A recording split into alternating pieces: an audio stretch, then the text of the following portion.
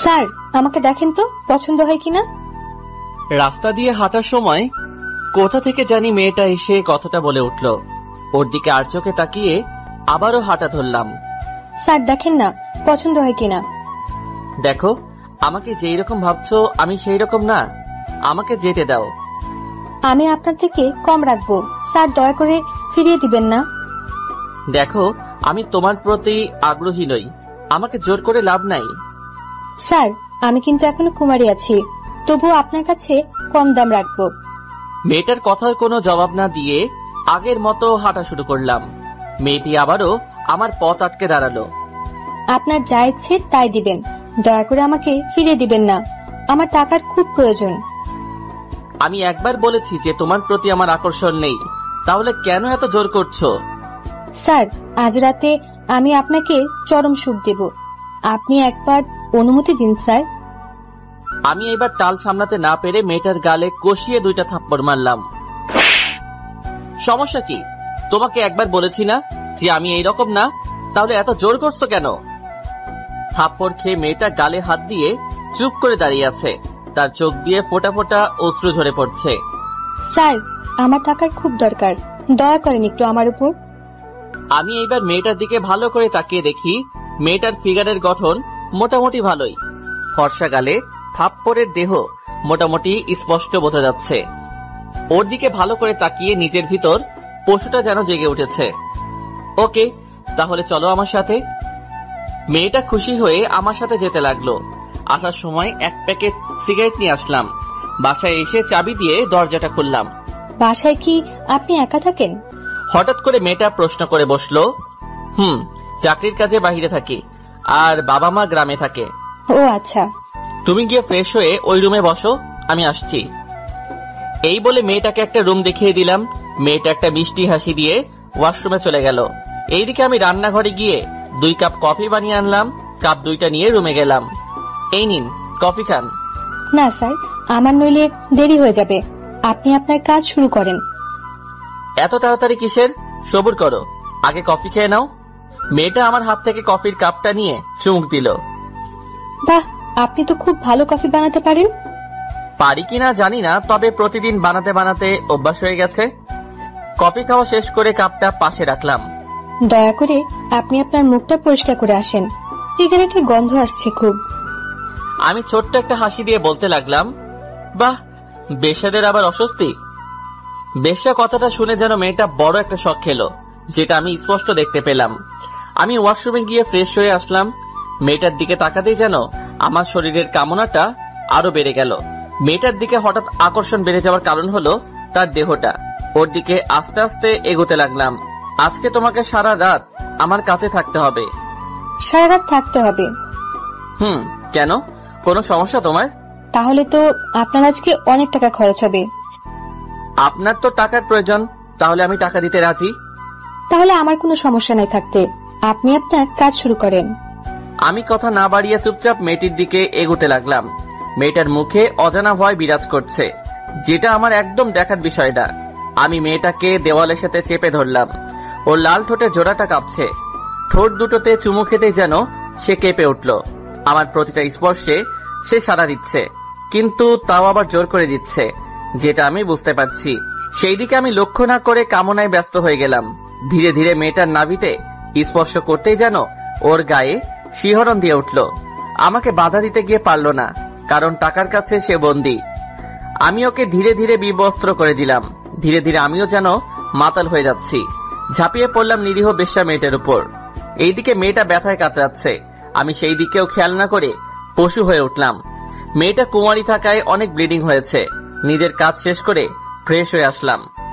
মেয়েটা তখনও বিছানায় ব্যথায় ছটফট করছে। মেয়েটাকে ফ্রেশ হতে সাহায্য করলাম। জানি মেয়েটার অনেক কষ্ট হয়েছে। আমি আরো এখন বিছানায় বসে আছি। মেয়েটা ধীরে ধীরে স্বাভাবিক হতে লাগলো। কেমন বোধ করছে এখন? এই তো ভালো বোধ করছি। আপনার সাথে মেলামেশা করলাম, অথচ আপনার নাম পরিচয়টা জানলাম না। জি, আমার নাম নিধি, এবার অনার্স ফাইনাল ইয়ারে পড়ছি। তুমি পড়াশোনা করো?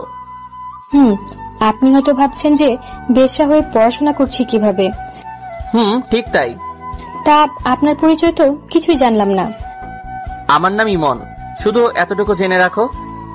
আর কোনো পরিচয় নেই আপনার? বাকিটুকু পরে না হয় জেনে নিও। আমিও এক সুন্দর গল্পের সাথে জড়িত, যেটা আজ থেকে আমার জীবনটা পরিবর্তন করে দিয়েছে। জানতে পারি কি সে গল্পটা? আমি আজ না, আরেকদিন যদি নিয়ে আসেন তাহলে ঠিকই বলবো। আজ খুব ক্লান্ত আমি।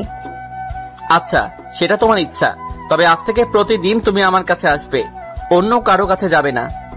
যদি না যাই তাহলে টাকা পাবো কোথা থেকে? আমি তোমাকে মোটা টাকা দিব, তাই বলছি যাবেন না। ওকে, আমি কারো কাছে যাব না। আজ যেখানে আমার সাথে দেখা হয়েছিল কাল ঠিক সেইখানে থাকবে, আমি তোমাকে নিয়ে আসবো। আচ্ছা ঠিক আছে। তুমি বসো, আমি আরেক কাপ কফি নিয়ে আসছি। আচ্ছা। আমি চলে এলাম কফি বানাতে। কফির কাপ নিয়ে রুমে ঢুকে দেখি নিধি কার সাথে যেন কথা বলছে, আর আমাকে দেখে কলটা কেটে দিয়েছে। এই নাও তোমার কফি। ধন্যবাদ। আচ্ছা, আপনি কি একা থাকেন? একাই থাকি। কেন? আপনি আপনার ঘরের যা অবস্থা করে রেখেছেন, এটা কি মানুষ করে? নিধি কথা শুনে কিছুটা লজ্জা পেলাম। আসলে সারাটা দিন অফিসে থাকি তো, তাই সহজে গুছানো হয় না। আচ্ছা, এখন বিছানা থেকে নামুন। কেন, কি হয়েছে? আরে বাবা, নামতে বলেছি, নামুন। এত কথা বলছেন কেন? আমি বিছানা থেকে নেমে দাঁড়ালাম। নিধি আমার পুরোটা রুম সুন্দর করে গুছিয়ে দিল। এই কি, তুমি এই কাজ করছো কেন? আজ করেছি, কাল আপনি করবেন। আমি আজ দেখিয়ে দিলাম। ও আচ্ছা। নিধির সাথে কিছুক্ষণ গল্প করে ঘুমিয়ে পড়লাম। ভোর রাতে অনুভব করলাম যে কেউ একজন আমাকে ধাক্কাচ্ছে। ঘুম ঘুম চোখে তাকিয়ে দেখি যে নিধি দাঁড়িয়ে আছে। কি হয়েছে তোমার? ঘুম থেকে উঠুন আর আমাকে আমার পাওনাটা দিয়ে দিন। এই যে নাও তোমার টাকা। নিধি টাকা নিয়ে আর দাঁড়ালো না, সোজা চলে গেল। আমি আবার ঘুমিয়ে পড়লাম।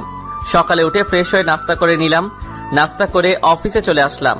অফিসের কাজ করতে করতে সন্ধ্যা হয়ে গেছে, তাই কাজটা শেষ করে গাড়ি নিয়ে চলে আসলাম সেই জায়গায় যেখানে আমি নিধিকে আসতে বলেছি। ধুর, অনেকক্ষণ হয়ে গেল কিন্তু এখনো আসছে না। ধীরে ধীরে মেজাজটা আরো বেড়ে গেল। গাড়িতে ঢুকে গাড়িটা স্টার্ট দিলাম। হয়তো আজকে নিধি আসবে না, নয়তো আমার কথা ভুলে গেছে।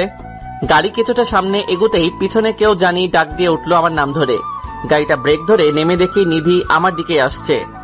কি হলো, তোমার এত দেরি হলো কেন? বাসায় কাজ করছিলাম, তাই দেরি হয়ে গেছে। ওকে, গাড়িতে বসো তাহলে। বসছি। নিধি গাড়িতে বসলো, আমি ড্রাইভ করতে লাগলাম আর সিগারেট খাচ্ছি। আচ্ছা, আপনার এটা না খেলে হয় না? সিগারেটের কথা বলছো? ওইটার কথা বলছি। ইচ্ছে করলে ছাড়া যায়, কিন্তু ইচ্ছে করে ছাড়ি না। আজ থেকে আর আপনি সিগারেট খাবেন না। আপনার কথা হবে নাকি? আমার কথাই হবে। আপনি আর সিগারেট খাবেন না, এটা খুব খারাপ শরীরের জন্য। আচ্ছা, চেষ্টা করব ছেড়ে দেওয়ার। হাতের সিগারেটটা ফেলে দিন। দিচ্ছি। এই বলে হাত থেকে সিগারেটটা ফেলে দিলাম। এই তো গুড। আর যাতে না দেখি এগুলো খাচ্ছেন। আমি কিছু না বলে নিধির দিকে তাকিয়ে আছি। এই, রাস্তায় তাকান, না হলে অ্যাক্সিডেন্ট হবে। নিধির কথায় রাস্তায় মন দিলাম। তাকিয়ে তাকিয়ে কি দেখছেন? তোমাকে দেখছি, অপরূপ লাগছে তোমাকে। আমি তো আমার সবকিছু আপনাকে দিয়েছি। কিন্তু একটা জিনিস দেননি। কি দেই নাই আমি? না হয় পরেই বলবো। আচ্ছা। কথা বলতে বলতে দুজনে বাসায় চলে আসলাম। তুমি গিয়ে ফ্রেশ হয়ে আসো। আপনিও হয়ে আসুন। আসছি আমি চলে আসলাম ফ্রেশ হওয়ার জন্য। ফ্রেশ হয়ে এসে কফি বানালাম। কফির কাপটা নিয়ে নিধির কাছে গেলাম। এই নাও, কফি খাও। আপনি এত কফি কিভাবে খেতে পারেন? কাপটা হাতে নিয়ে বলল, বাসায় একা থাকি তো, যখন ইচ্ছে বানিয়ে খাই, তাই অভ্যাস হয়ে গেছে। কফি খাওয়া শেষ করলাম দুজনে। নিন, এবার আপনি আপনার কাজ শুরু করেন। কাজ শুরু করা যাবে, আগে তুমি কেন এই লাইনে এসেছো তার গল্পটা শোনাও আমাকে। আচ্ছা, সেটা না হয় কাজের পর শোনাবো। আপনি আগে কাজ শুরু করেন। তুমি গল্পটা বলো। গল্প শোনাচ্ছি আপনাকে ভালো করে।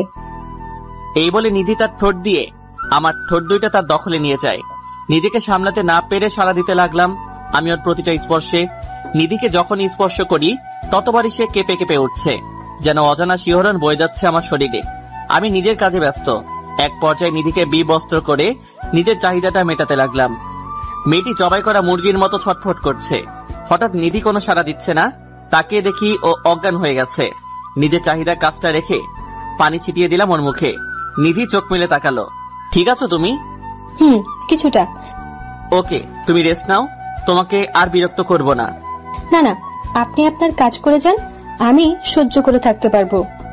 তুমি একটু অপেক্ষা করো, আমি কফি নিয়ে আসছি। আচ্ছা। আমি আবার কফি বানাতে গেলাম। কফিটা বানিয়ে ওর হাতে কাপটা দিলাম। দুজনে পাশাপাশি বসে আছি। ও কাপে চুমুক দিচ্ছে আর কথা বলে যাচ্ছে। এমন সময় ওর কল আসলো। ও আমার কলটা ধরতে বিব্রত হচ্ছে, সেটা আমি বুঝতে পেরেছি। তুমি কলটা ধরো আর স্পিকার অন করে কথা বলো। নিধি কিছু না বলে চুপচাপ আমার দিকে তাকিয়ে আছে। কি হলো, কথা কি কানে যাচ্ছে না? কলটা ধরে স্পিকারটা অন করো। মেয়েটা অনিচ্ছা সত্ত্বেও আমার জোরাজোরিতে বাধ্য হয়ে রিসিভ করলো কলটা। কলটা রিসিভ করতেই একটা বাচ্চা ছেলের আওয়াজ শুনতে পেলাম। আপু, তুমি কই? আজকে বাসায় আসবে না? আজকে অনেক চাপ রে অফিসে, তুই খেয়ে ঘুমিয়ে যা। না, আমি তোমাকে ছাড়া খাবো না, তুমি আসলে খাবো। তুই এখনো কিছু খাস নাই? না, তুমি না আসলে আমি খাবো না। একটু বুঝার চেষ্টা কর ভাই, আমি কাজে আছি, ফিরতে ফিরতে সকাল হয়ে যাবে। আমি তোমার সাথে আর কথা বলবো না, তুমি মায়ের সাথে কথা বলো। কিরে নিধি, তুই আজকেও কি বাসায় আসবি না? কি করে আসি আমি? চাপ অনেক, আসা সম্ভব হবে না। তুই ছাড়া যে অপু খাবার খাবে না। তুমি ওকে একটু বুঝিয়ে শুনিয়ে খাইয়ে দাও। চেষ্টা করেছি অনেক, কিন্তু পারছি না। তুমি ওকে মোবাইলটা আবার দাও। বলো আপু। লক্ষ্মী ভাই আমার, আজকে খেয়ে নে, কাল আমি থাকবো তোর সাথে, আর তোর জন্য অনেক চকলেট কিনে আনবো। আচ্ছা, আজকের মতো খাচ্ছি, আর খাবো না। খেয়ে চুপ করে ঘুমিয়ে যা। আচ্ছা আপু, মায়ের সাথে কথা বলো। কিরে, কিছু বলবি? তুই কি কিছু খেয়েছিস? খেয়েছি আমি, তোমরা খেয়ে ঘুমিয়ে যাও। আচ্ছা, সকালে তাড়াতাড়ি চলে আসিস। আচ্ছা, আসবো। নিধি কল কেটে দিল। পাশে বসে থাকা আমি পাথর হয়ে বসে রইলাম। খেয়াল করলাম ওর চোখের কোণে পানি। রাতে খাবার খেয়েছো? খেয়েছি। আমার দিকে তাকাও। নিধি আমার দিকে একবার তাকিয়ে চোখ নামিয়ে ফেলল। তোমার চেহারায় বলে দিচ্ছে তুমি কিছু খাওনি, তাহলে মিথ্যে বলেছো কেন? নিধি চুপ করে রইল। 1 মিনিট অপেক্ষা করো, আমি আসছি। কই যাবেন আপনি? একটু আসছি, তুমি বসো। এই বলে আমি রান্নাঘরে এসে কিছু খাবার বেড়ে নিলাম নিধির জন্য। খাবারটা নিয়ে রুমে গেলাম। আমার হাতে খাবার দেখে নিধি কিছুটা অবাক হলো। অবাক হওয়ার কিছুই নেই, তোমার জন্য খাবার এনেছি। আমার খিদে নেই, আমি খাবো না। একদম চুপ, আর একটা কথা বলবা না। নিধি ধমক খেয়ে চুপ করে বসে রইল। নাও, হা করো, আমি ওকে খাইয়ে দিব। এইটা দেখে ও চমকে গেল। আপনি খাইয়ে দিবেন? আমি খাইয়ে দিব। সমস্যা আছে তোমার? নিধি মাথা নাড়িয়ে না বলল। তাহলে হা করো, আমি খাইয়ে দেই। নিধি হা করলো। আমি তাকে খাবারগুলো খাইয়ে দিতে লাগলাম। নিধি খাচ্ছে আর আমার দিকে তাকিয়ে আছে। এইভাবে কি দেখছো?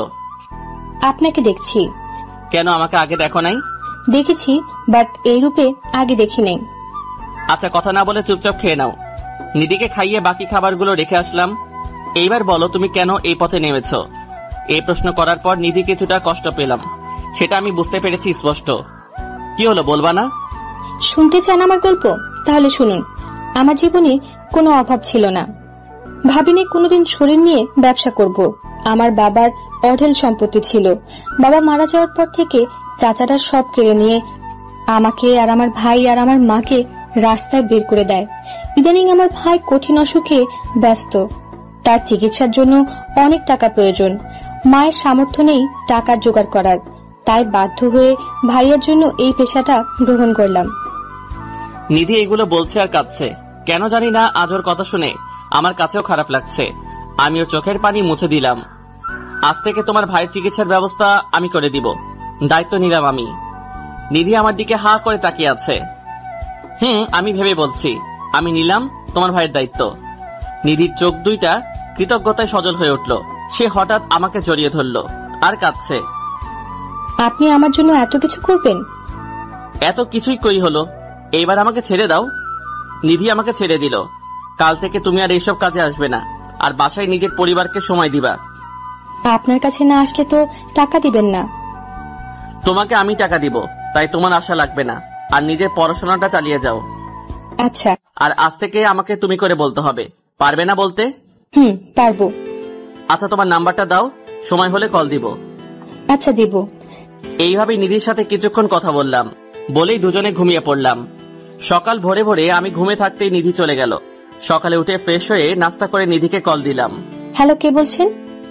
আমি ইমন বলছি। বলো। এই তুমি যাওয়ার সময় আমার কাছ থেকে বলে যাওনি কেন? দেখলাম তুমি ঘুমে, তাই আর ডাকি নাই। নিজের পাওনাটা নিবে না? ওইটা না হয় আমার ভাইয়ের জন্য জমা থাকুক। ও আচ্ছা। নাস্তা করেছো? করেছি, তুমি করেছো? করেছি। এখন কলেজে যাচ্ছি। ওকে, সাবধানে যেও। তুমিও সাবধানে অফিসে যেও। বাই। Okay bye. কলটা কেটে দিয়ে অফিসের জন্য রেডি হয়ে অফিসে চলে আসলাম। কাজ করতে করতে দুপুর হয়ে গেছে। এমন সময় নিধির কল আসলো। বলো নিধি। এই দুপুরে কিছু খেয়েছো? না, পরে খাবো। তুমি খেয়েছো? খেয়েছি। তুমি খাওনি কেন? পরে খাবো, কাজ করছি তাই। ওকে, দ্রুত খেয়ে নিবা। খাবো। আজকে তোমার আর আমার বাসায় আসার প্রয়োজন নেই, তুমি বাসায় থেকো। আচ্ছা, থাকবো। Okay bye. কল কেটে দিয়ে অফিসের কাজে মন দিলাম। কাজটা শেষ করে বাসায় ফিরে আসলাম। রাতের খাবার খেয়ে নিলাম। ঘুমানোর জন্য প্রস্তুতি নিয়ে ঘুমিয়ে পড়লাম। এই কি নিধি, তুমি হঠাৎ বাসায়? তোমাকে ইনভাইট করতে এসেছি। আমাকে ইনভাইট করতে এসেছো? কিসের জন্য? আগামী পরশু আমার বিয়ে, তার ইনভাইট। নিধির কথা শুনে যেন আকাশ থেকে পড়লাম। আমিও যে নিধিকে মনে মনে অনেকটাই ভালোবাসি, হয়তো প্রকাশ করা হয়নি, তাই বলে নিধি বিয়ে করবে? এসব কি বলছো তুমি? তোমার বিয়ে মানে? আমার বিয়ে মানে আমার বিয়ে। তাহলে আমার কি হবে? তোমার কি হবে মানে? আমিও যে তোমাকে খুব ভালোবাসি। কি? তুমি আমাকে ভালোবাসো? অনেক ভালোবাসি তোমাকে। তোমাকে ছাড়া থাকা যে অসম্ভব। তাহলে সেটা প্রকাশ করলে না কেন? তোমাকে হারানোর ভয়ে, যদি তোমাকে হারিয়ে ফেলি তাই। এখন তো আমাকে হারিয়ে ফেলেছো, কয়দিন পর আমি আরেকজনের বউ হব। না প্লিজ নিধি, এমনটা করো না। আমি যে অসহায় হয়ে যাব। নিধি কিছু না বলে হাঁটতে লাগলো। আমি ওকে পিছন থেকে ডাকছি, নিধি দাঁড়াও, প্লিজ দাঁড়াও। হঠাৎ ঘুমটা ভেঙে গেল আমার। পুরো শরীর দিয়ে আমার ঘাম বের হচ্ছে। তাহলে কি এটা স্বপ্ন দেখলাম? কিন্তু নিধিকে নিয়ে দেখলাম কেন? বুকটা এখনো ধপাস ধপাস করছে। ঢকঢক করে এক গ্লাস পানি খেয়ে নিলাম। আচ্ছা, আমি নিধিকে নিয়ে এই স্বপ্ন দেখলাম কেন? এই 2 দিনে মেয়েটার প্রতি মায়া জন্মে গেছে, তাই বলে এই স্বপ্ন দেখবো আমি? নিধিকে একটা কল দিব? না থাক, হয়তো এখনো ঘুমিয়ে আছে, তাই আর কল দিলাম না। হঠাৎ মোবাইলে যেন কেউ কল দিয়ে বসলো। তাকিয়ে দেখি নিধির কল। কি ব্যাপার নিধি, এই সময় কল দিল কেন? কোনো সমস্যা হয়নি তো? দ্রুত মোবাইলটা রিসিভ করলাম। এত রাতে কল দিলে যে, কোনো সমস্যা হয়েছে? না, আমার ঘুম আসছে না, তাই কল দিয়েছিলাম। তোমাকে বুঝি বিরক্ত করলাম? না না, কিসের বিরক্ত? তুমি ঘুমাওনি? ঘুমিয়েছিলাম, কিন্তু একটা অদ্ভুত স্বপ্ন দেখছি, তাই ঘুমটা ভেঙে গেল। কি স্বপ্ন দেখেছো? সেটা এখন না, পরে বলবো। তোমার ঘুম আসছে না কেন? জানি না কেন আসছে না, তবে কল কাটার পর আসবে হয়তো। ও তাই? তাহলে ঘুমিয়ে পড়ো। সকালে আমার অফিস আছে। ওকে, গুড নাইট। কলটা কেটে দিয়ে আমি আবারও হারিয়ে গেলাম ঘুমের রাজ্যে। সকালে ঘুম থেকে উঠে ফ্রেশ হয়ে নিলাম। নাস্তা করার পর দেখি নিধি কল দিয়েছে। কলটা রিসিভ করলাম। বলো। এই, তুমি কি বেরিয়েছো? না, এই তো এখন বের হব। আচ্ছা, তুমি বের হও। কেন, কি হয়েছে? কিছু না, তুমি বের হও। এই বলে নিধি কল কেটে দিল। আমি রেডি হয়ে নিচে আসলাম। নিচে এসে দেখি নিধি দাঁড়িয়ে আছে। আরে তুমি, তাও এই সময়? কলেজে যাব। তো যাও, এইখানে কি? আমি তোমার সাথে যাব। আচ্ছা, তাহলে অফিসে যাওয়ার সময় নামিয়ে দিব তোমাকে। আচ্ছা। দুজনে গাড়িতে বসলাম। আমি ড্রাইভ করছি। কাল রাতে ঘুম হয়েছে? হয়েছে কোনো মতে। বেশি ভালো না হওয়ার কারণ? কারণটা অন্য কেউ, যে আমার রাতের ঘুমটা কেড়ে নিয়েছে। তা কে সে ব্যক্তি? নাম বলা যাবে না, আছে একজন। তা তোমার ঘুম না আসার কারণ? আমার কারণ আছে, সেটা বলা যাবে না। কি এমন কারণ যে আমাকে বলা যাবে না? এখন না, পরে বলবো। আচ্ছা, হঠাৎ আমার সাথে কলেজে যাবার কারণ? কোনো কারণ নেই, এমনি যাচ্ছি। তা কাল কি স্বপ্ন দেখেছো তা তো বলবে না? সেটা বলে দিলে তো মনের কথা বলা হয়ে গেল। মানে বুঝলাম না। না কিছু না, এমনি। এখন গাড়ি চালান। আমি কথা না বলে ড্রাইভ করতে লাগলাম। নিধিকে কলেজে নামিয়ে দিয়ে আমি চলে আসলাম অফিসে। আজ অফিসে কাজ কম, তাই বসে বসে রেস্ট নিচ্ছি। হঠাৎ দেখি নিধি আমার ক্যাবিনে ঢুকলো। ওর দিকে তাকিয়ে আছি হা করে। আরে নিধি, তুমি এইখানে? আমার অফিস চিনলে কেমনে? আর এইখানে এসেছো কেন? আরে স্যার, কি বলছেন? আমি ফারিহা, নিধি না। ফারিয়ার কথায় ঘোরটা কেটে গেল। তাকিয়ে দেখি ফারিয়ার সামনে দাঁড়িয়ে আছে। ও তুমি? আসলে সরি, আমি বুঝতে পারি নাই। ওকে স্যার, সমস্যা নাই। তা কোনো সমস্যা আছে? স্যার, ফাইলটা কিছু সমস্যা করেছে, একটু দেখেন তো। কই দাও ফাইলটা। ফারিয়ার কাছ থেকে ফাইলটা নিয়ে ওকে বুঝিয়ে দিলাম। ওকে স্যার, তাহলে আমি যাই। ওকে যাও। আচ্ছা, আমি ফারিয়াকে নিধি মনে করলাম কেন? সব জায়গায় কেন যেন আমি নিধিকে দেখতে পাই। অফিসের কাজ শেষ করে বাসায় ফিরে নিজের জন্য কিছু রান্না করলাম। এমন সময় নিধির কল আসলো। এ কি করো? কি আর করবো, রান্না করছি। রান্না করতে বুঝি কষ্ট হয়? কেন, তুমি করো নাই কোনোদিন? না, মা সবসময় রান্না করে, তাই আমার করার প্রয়োজন নেই। আমার তো মা নেই এইখানে, তাই আমি নিজে রান্না করছি। ওকে, তাহলে খাওয়ার পর কল দিও আমাকে। ওকে দিব। কলটা কেটে দিয়ে খাবারটা খেয়ে শুয়ে রইলাম, আর পাশাপাশি মোবাইল টিপছি। আবার নিধি কল দিল। তোমার কি খাওয়া এখনো হয়নি? হয়েছে, আর এখন মোবাইল টিপছি। আমাকে কল দেওয়ার কথা কি মনে ছিল না? ও, একদম ভুলে গেছি, সরি। ভুলে তো যাবেই। আচ্ছা শোনো না। বলো।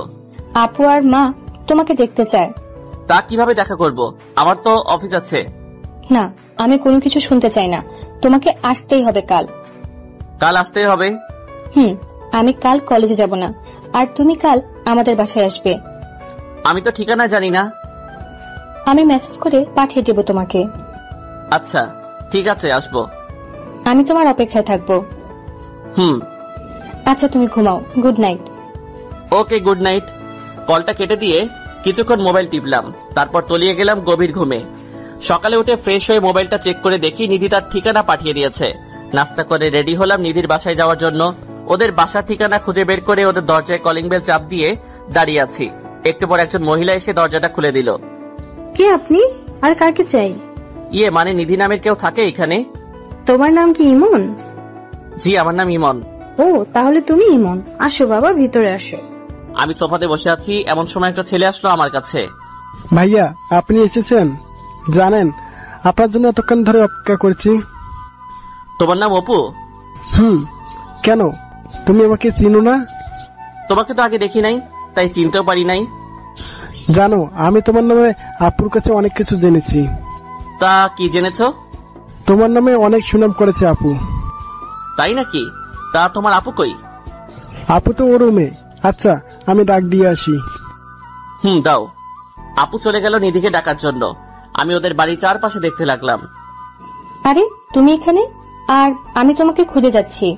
নিধির কথা শুনে ওর দিকে তাকিয়ে হা করে দাঁড়িয়ে আছি।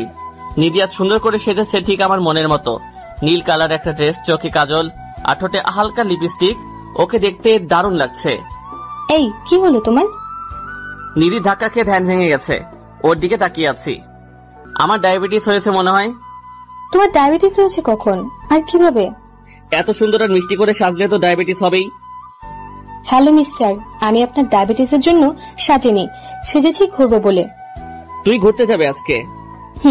যাব, তা তোমার সাথে। আমার সাথে মানে? তোমাকে এখানে আনার প্ল্যান হচ্ছে মা আর আপুর সাথে পরিচয় করিয়ে দিয়ে, তারপর আমি আর তুমি সারাদিন ঘুরবো। আমি যদি না ঘুরতে যাই তাহলে কি করবে? মেরে নাক ফাটিয়ে দেব। এখন চলো। চলো। আজকে প্রথম নিধির সাথে ঘুরতে যাব। ভালোবাসার মানুষের সাথে ঘুরতে যাওয়ার অনুভূতি আগে হয় নাই, আর আজকে নিধিকে প্রপোজ করে দিব। যা হবার হবে। আউচ! এই তুমি আমাকে চিমটি কাটলে কেন? তুমি কি বয়রা নাকি? অনেকক্ষণ যাবত আমি ডাকছি, অথচ তুমি শুনছো না। আসলে আমি একটা কথা ভাবছি, তাই শুনতে পারি নাই। এভাবে হাঁটবে নাকি একটা রিক্সা নেবে? ওকে দাঁড়াও, আমি রিক্সা ডাকছি। একটা রিক্সা ডেকে নিধির পাশে বসলাম। নিধির পাশে বসতেই আজান শিহরণ দিয়ে কাজ করছে মনে। ইমন, তুমি কি কিছুই বুঝো না? আমি আবার কি বুঝবো? সত্যি কিছু বুঝো না? আরে আজব তো, বলবো তো কি বুঝবো। না কিছু না, এমনি বললাম। চলো রিক্সা থেকে নেই, ওই জায়গায় যাই। চলো। রিক্সা থেকে নেমে ভাড়াটা পরিশোধ করে আমি আর নিধি চলে আসলাম একটা লেকের পাশে। চারদিকটা খুব শান্ত বিরাজ করছে। একটা পিচ্চি মেয়ে ফুল নিয়ে যাচ্ছে। আমি ওর কাছ থেকে অনেকগুলো গোলাপ কিনলাম। এগুলো আবার কার জন্য কিনেছো? আমি কিছু না বলে ওর সামনে গিয়ে হাঁটু গেড়ে বসলাম। চুপচাপ ওর মুখের দিকে তাকিয়ে বলতে লাগলাম, জানি না তুমি আমাকে কি জাদু করেছো। শত ব্যস্ততার মাঝে আমি শুধু তোমাকে দেখতে পাই। আমার প্রতিটা নিঃশ্বাসে যেন তোমার অস্তিত্ব খুঁজে পাই। আমার প্রতিটা অনুভূতি যেন তোমাকে ঘিরে। আমি তোমাকে শত ব্যস্ততার মাঝেও ভালোবেসে ফেলেছি। পারবি কি আমার অগোছালো জীবনটা গুছিয়ে দিতে? I love you. চোখটা বন্ধ করে চুপচাপ বসে আছি নিধির উত্তরের আশায়। জানি না সে কি বলবে আমাকে, হয়তো আমাকে নিষেধ করে দিবে। হালকা চোখ খুলে দেখি নিধির চোখে পানি। আমি উঠে ওকে জড়িয়ে ধরলাম। জড়িয়ে ধরার সাথে সাথে যেন ওর কান্না আগের থেকে বেড়ে গেল। এই পাগলি, কাঁদছো কেন? এই কান্না কষ্টের নয়, বরং খুশির। কোনোদিন আমাকে ছেড়ে যাবে না তো? না, কোনোদিন যাব না, তুমি শুধু আমার। মনে থাকে যেন। আচ্ছা, এইবার চোখের পানি মুছে ফেলো বলছি। মুছলাম। এইবার মিষ্টি করে হাসি দাও। দিলাম। চলো এইবার ওইখানে গিয়ে বসি। চলো। দুজনে পাশাপাশি বসে আছি। আচ্ছা, আমাকে প্রপোজ করার চিন্তা আসলো কিভাবে? তোমাকে আমি নিজের অস্তিত্বের সাথে মিশিয়ে দিয়েছি। তা কিভাবে মিশিয়েছো? তোমাকে নিয়ে আমি রাতে স্বপ্ন দেখেছি, আবার আমার সহকর্মীকে তুমি ভেবে উল্টাপাল্টা কথা বলেছি। তাই নাকি? সব তোমার জন্য। আমাকে জাদু না করলেই পারতে। আচ্ছা, তোমার খারাপ লাগে না একজন পতিতার সাথে বসে আছো আর প্রেম করছো? নিধির মুখে পতিতা নামটা শুনে কিছুটা কষ্ট পেলাম। তুমি তো পতিতা না, তুমি তো আমার কাছে এসেছিলে আর আমি তোমাকে গ্রহণ করেছি। আমার কাছে তুমি পতিতা নও। আমাকে গ্রহণ করে কি নিজের জীবনটা নষ্ট করে দিলে? একটা থাপ্পড় দিব এখন, আর একটাও কথা বলবা না। যেটা সত্যি তাই বললাম। আমি চলে যাব নাকি এখান থেকে? ওকে, সরি, আর বলবো না। মনে থাকে জানো, আমি তোমাকে খুব শীঘ্রই বিয়ে করে নিজের করে নিব। আমাকে তোমার বাবা মায়ের কাছে নিয়ে যাবে না? অফিসটা বন্ধ দিলে আমি তোমাকে নিয়ে যাব। ওকে। এখন চলো কিছু কিনবো। কি কিনবে এখন? আগে চলো, তারপর দেখবে কি কিনি। ওকে, চলো। নিধিকে নিয়ে একটা মার্কেটে গেলাম। মেয়েদের শপে ঢুকতেই নিধি হাত ধরে ফেললো। কি হলো, হাত ধরলে কেন? এটা তো মেয়েদের পণ্যের দোকান, এখানে তুমি কি করবে? ভিতরে চলো, কাজ আছে। নিধি আর আমি ভিতরে ঢুকে শাড়ি দেখতে লাগলাম। নিধি অবাক চোখে আমার দিকে তাকাচ্ছে আর আমার সাথে হাঁটছে। 2টা শাড়ি কিনলাম আর ছোটদের জামা আর প্যান্ট কিনলাম। আচ্ছা, এগুলো কিসের জন্য কিনেছো? আর এগুলো তো মেয়েদের কাপড়। আমি তো মেয়েদের গুলাই কিনলাম, একজনকে দিব বলে। কাকে দিবে এগুলো? সেটা না হয় পরেই বলবো। ওকে, আজকে আর ঘুরবো না, এখন বাসায় যাব। ওকে, চলো তোমাকে এগিয়ে দিয়ে আসি। চলো। নিধিকে পাশের সিটে বসিয়ে ড্রাইভ করে ওদের বাসার সামনে নিয়ে এলাম। এই নাও, এইগুলা তোমাদের জন্য। কি, এগুলো আমার জন্য? একটা শাড়ি তোমার মায়ের জন্য, আর একটা তোমার জন্য। জামা আর প্যান্টগুলো অপুর জন্য। কি দরকার ছিল আমার জন্য এগুলো কেনার? চুপচাপ এইগুলো নাও, আমাকে আবার যেতে হবে। সাবধানে যেও। ওকে, বাই। নিধিকে বিদায় দিয়ে বাসায় চলে আসলাম।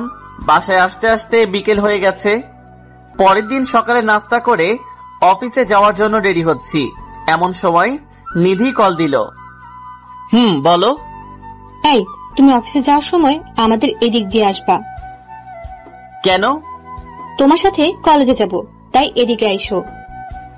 ওইখান দিয়ে তো আমার অনেক দূর হয়ে যাবে তাহলে। হলে হোক, তোমাকে আসতেই হবে। ওকে, আমি গাড়ি নিয়ে তোমাদের ওইখান দিয়ে আসছি। ওকে, তাড়াতাড়ি আইসো, আমি অপেক্ষা করছি। আসছি। কলটা কেটে দিয়ে তাড়াতাড়ি রেডি হয়ে নিলাম। গাড়ি নিয়ে দ্রুত চলে আসলাম নিধির বাসার সামনে। গিয়ে দেখি নিধি রাস্তায় দাঁড়িয়ে আছে। আমি ওর সামনে গাড়িটা দাঁড় করালাম। উঠে পড়ো তাড়াতাড়ি। নিধি আমার পাশে বসলো। আমি ড্রাইভ শুরু করলাম। হঠাৎ আমাকে এইখান দিয়ে আসতে বলেছো কেন? আমি প্রতিদিন তোমার ওইখানে যেতে পারবো না, তাই তোমাকে এখানে আসতে বলছি। এইখানে আসলে আমার আরো দেরি হয়ে যায়। হলে হোক, তবুও তুমি আসবে। আসবো। জানো, কাল তোমার দেওয়ার জিনিসগুলো পেয়ে ওরা অনেক খুশি হয়েছে। তাই নাকি? তা তুমি খুশি হওনি? আমিও অনেক। তোমার কলেজে এসে গেছে, এখন নামো। সাবধানে যেও, বাই। Okay, by. অফিসে এসে কাজ করতে লাগলাম। এমন সময় বসের থেকে খবর আসলো যে পারিপার্শ্বিক কিছু কাজের জন্য অফিস নাকি কয়েকদিন বন্ধ। অফিসের কাজ শেষ করে বাসায় ফিরে রান্না করছি, এমন সময় মা কল দিল। হ্যাঁ মা বলো। কি রে বাবা, কেমন আছিস? এই তো ভালো, তুমি আর বাবা কেমন আছো? এই তো ভালো। তা আমাদের তো ভুলেই গেছিস। ধুর, কি যে বলো না, তোমাদের কি ভোলা যায়? সেই কবে যে মায়ের সাথে দেখা করছিলি, এরপর তো আর দেখা করলি না। মা তুমি জানো ব্যস্ত থাকি খুব, তাই আসতে পারি না। তবে অফিস বন্ধ দিয়েছে। তাহলে গ্রাম থেকে ঘুরে আয়। না মা, মাত্র কয়েকদিন বন্ধ, আসাটা ঠিক হবে না। আমি কিছুই শুনতে চাই না, তুই কাল সকালে বাসে উঠবি ব্যাস। ওকে দেখি। না, কোনো দেখা দেখি নাই, তুই কাল আমার কাছে আসবি। আচ্ছা আসবো। তা অফিস থেকে মনে হয় মাত্র ফিরেছিস, তাই না? এখন আসলাম। কিছু খেয়েছিস? না, এখন খাবো, রান্না প্রায় শেষ। ওকে, খেয়ে নে, পরে কথা বলবো। ওকে, আল্লাহ হাফেজ। কল কেটে দিয়ে কিছু খাবার খেলাম। খাওয়ার পর নিধির কল আসলো। বলো। কিছু বলবো না, শুধু শুনবো এখন। কি শুনবা? তুমি যা বলবে তাই শুনবো। কাল আমার সাথে যেতে পারবে? কোথায় যাব? কাল আমি গ্রামে যাব, আমার সাথে যেতে পারবে? যাব। তুমি কখন যাবে? যাব সকালে। তুমি আন্টিকে রাজি করাতে পারবে? আরে, আমি মাকে বললে মা আর না করবে না। ওকে, তাহলে কাল রেডি থাইকো, আমি তোমাকে নিয়ে যাব। জানো আমি তোমার কথায় কত খুশি হয়েছি? না, জানি না, বলো কতটা খুশি হইছো? অনেক খুশি হয়েছি, যা বলে বোঝানো সম্ভব না। থাক, বেশি খুশি হইও না, পরে কাঁদতে হবে। তাও ঠিক। আচ্ছা বাই, পরে কথা বলবো। Okay bye, love you. এইভাবে কেটে গেল রাতটি। পরের দিন সকালে নাস্তা করে রেডি হয়ে নিলাম বাড়িতে যাওয়ার উদ্দেশ্যে। রেডি হয়ে গাড়ি নিয়ে বেরিয়ে পড়লাম নিধির বাসার উদ্দেশ্যে। অনেকক্ষণ হয়ে গেল মহারানীদের বাসার নিচে অপেক্ষা করছি। মহারানী সেজে আসলো, ওকে দেখে আমি অবাক হয়ে দাঁড়িয়ে আছি। এত সেজে আসার কারণটা আমার অজানা। এত কি দেখছো আমাকে? এইভাবে তো আমাকে প্রেমের ফাঁদে ফেলেছো। তাই? তা আমাকে কেমন লাগছে? সেটার বর্ণনা দেওয়ার জন্য আমার দাঁত নেই। কেন? তোমাকে অনেক সুন্দর লাগছে। এখন চলো। আসছি। নিধি আমার পাশে বসেছে। প্রায় ঘন্টাখানেক ড্রাইভ করছি, এখনো 3 ঘন্টার রাস্তা বাকি। এই শোনো না। বলো, শুনছি। আমার অনেক বমি পাচ্ছে, শরীরটা খুব ক্লান্ত লাগছে। মেডিসিন কিনে দিব নাকি? না, আমি একটু কাত হয়ে ঘুমাবো। কাত হয়ে গাড়ির মধ্যে কিভাবে ঘুমাবা? তুমি ড্রাইভ করো, আমি তোমার কোলে ঘুমাচ্ছি। ওকে, ঘুমাও। নিধি আমাকে শক্ত করে চেপে ধরে আমার কোলে ঘুমিয়ে গেল। এইদিকে আমি আমার মতো ড্রাইভ করছি আর নিধির মাথায় হাত বুলাচ্ছি। 3 ঘন্টা পর আমি আমার গ্রামের বাড়িতে আসলাম। এইদিকে নিধি এখনো ঘুমিয়ে আছে। এই নিধি, উঠো। কি হয়েছে, ডাকছো কেন? আমরা চলে আসছি, তুমি উঠে পড়ো। না, আমি ঘুমাবো, আমার খুব ক্লান্ত লাগছে। এই যে ঘরে গিয়ে ঘুমাবা, এখন চলো। এই বলে আমি নিধিকে উঠিয়ে দিলাম কোল থেকে। কচু, তোমার জন্য ঘুমাতে পারলাম না ঠিক করে। আমি আর নিধি বাসার সামনে এসে কলিং বেল চাপ দিলাম। মা এসে দরজা খুলে দিল। আমি সোজা গিয়ে মাকে জড়িয়ে ধরলাম। মা আমাকে দেখে কেঁদে দেয়। মা, তুমি কাঁদছো কেন? দেখো না, আমি এসে গেছি।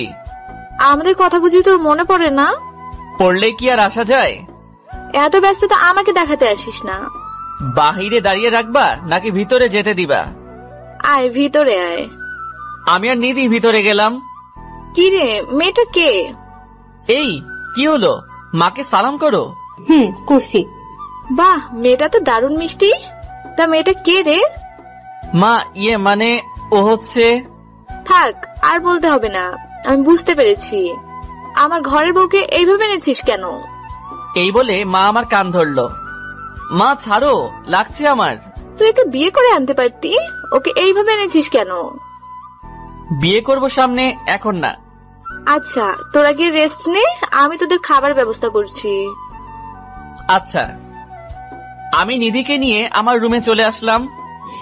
এটা তোমার রুম? এইটাই আমার রুম। বাহ, খুব গোছানো রুম তোমার, ঠিক তোমার মতো। তোমার ক্লান্তি ভাবটা কি আছে নাকি চলে গেছে? শাশুড়ি মাকে দেখে একদম চলে গেছে। ওকে, তুমি ফ্রেশ হয়ে আসো। হুম। নিধি চলে গেল ফ্রেশ হতে। আমি শুয়ে আছি, নিধি ফ্রেশ হয়ে আসলো, আমি গেলাম ফ্রেশ হতে।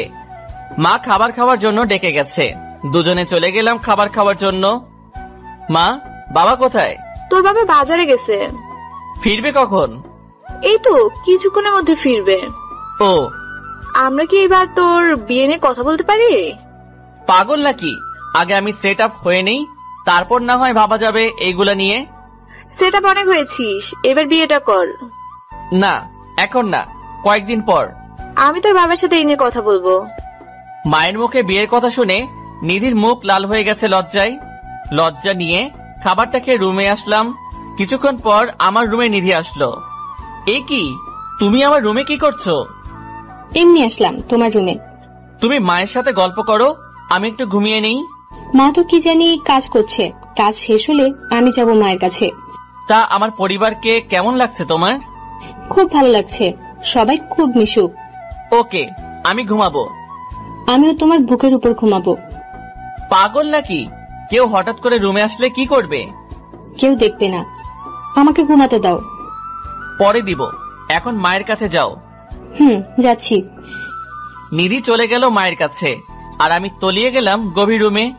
ঘুম থেকে অনুভব করলাম কেউ একজন আমাকে ধাক্কাচ্ছে। ঘুম ঘুম চোখে তাকিয়ে দেখি নিধি দাঁড়িয়ে আছে। কি হয়েছে, ধাক্কাচ্ছ কেন? এই, অনেকক্ষণ ঘুমিয়েছো, এখন উঠে পড়ো। আর একটু ঘুমাতে দাও আমাকে। না না, দেখো রাত হয়ে গেছে, এখন উঠে পড়ো। ধুর, তোমার জন্য ঘুমাতেও পারলাম না। এখন ফ্রেশ হয়ে আসো। যাচ্ছি। ফ্রেশ হয়ে এসে মায়ের বানানো গরম গরম পিঠা খেলাম। পিঠা খাওয়ার পর ছাদে বসে আছি দোলনায়। এমন সময় পিছন থেকে কেউ কাঁধে হাত রাখলো। পিছনে তাকিয়ে দেখি নিধি দাঁড়িয়ে আছে। দাঁড়িয়ে আছো কেন? বসো এখানে। তা একা একা কি করছো? এমনি বসে আছি। তা তুমি আসলে যে? তোমাকে খুঁজে বেড়াচ্ছি আমি, তাই ভাবছি যে তুমি এখানে আছো। অনেকদিন পর গ্রামে আসায় মনটা খুব ফ্রেশ ফ্রেশ লাগছে। কাল আমাকে একটু গ্রাম দেখতে নিয়ে যাবে? যাব। হাত সরাও, আমি তোমার কোলে মাথা রেখে ঘুমাবো। ঘুমাও। নিধি আমার কোলে শুয়ে আছে, আর আমি তার মাথায় বিলি কেটে দিচ্ছি। আচ্ছা, আমরা কবে ঢাকা ফিরবো? এই তো 2 দিন পর। মাকে ছেড়ে যেতে খারাপ লাগছে আমার। বিয়ে করে বউ করে আনলে মাকে নিজে করে নিও। আমি তোমাকে এখনই নিজের আপন করে নিয়েছি। তুমি যে আমার জীবনে আসবে তা আমি কোনোদিন কল্পনা করি নাই, আর এতটা ভালোবাসবো তা আমার কল্পনার বাহিরে। আমারও ঠিক এই অবস্থা। এই, তুমি কি ঘুমাচ্ছ? তোমার কোলে মাথা রাখার পর ঘুম পাচ্ছে অনেক। তাহলে উঠে রুমে যাও, ঘুমিয়ে পড়ো। না, আমি এখানে আর তোমার কোলে ঘুমাবো। ধুর, পাগলের মতো কথা বাদ দিয়ে এখন উঠো। তোমার জন্য ঘুমাতেও পারি না ঠিক মতো। কোলে এখন না, পরে ঘুমাইও। এখন রুমে যাও। যাচ্ছি। নিধি চলে গেল রুমে। আমি কিছুক্ষণ ছাদে বসে রুমে চলে আসলাম। এসে দেখি পাগলিটা আমার রুমে ঘুমিয়ে গেছে। রুমে এসি চলছে, রুমটা অনেক ঠান্ডা হয়ে গেছে। ওর শরীরে কাঁথাও নেই, তাই একটা কাঁথা ওর শরীরে দিয়ে দিলাম। ও ঘুমের ঘোরে আমার হাতটা ধরে রেখেছে। আমি ওর কপালে একটা ভালোবাসার পরশ একে অন্য রুমে চলে আসলাম। এসে ঘুমিয়ে গেলাম। পরের দিন ভোর রাতে অনুভব করলাম কেউ একজন বুকের উপর খুব চাপ দিচ্ছে।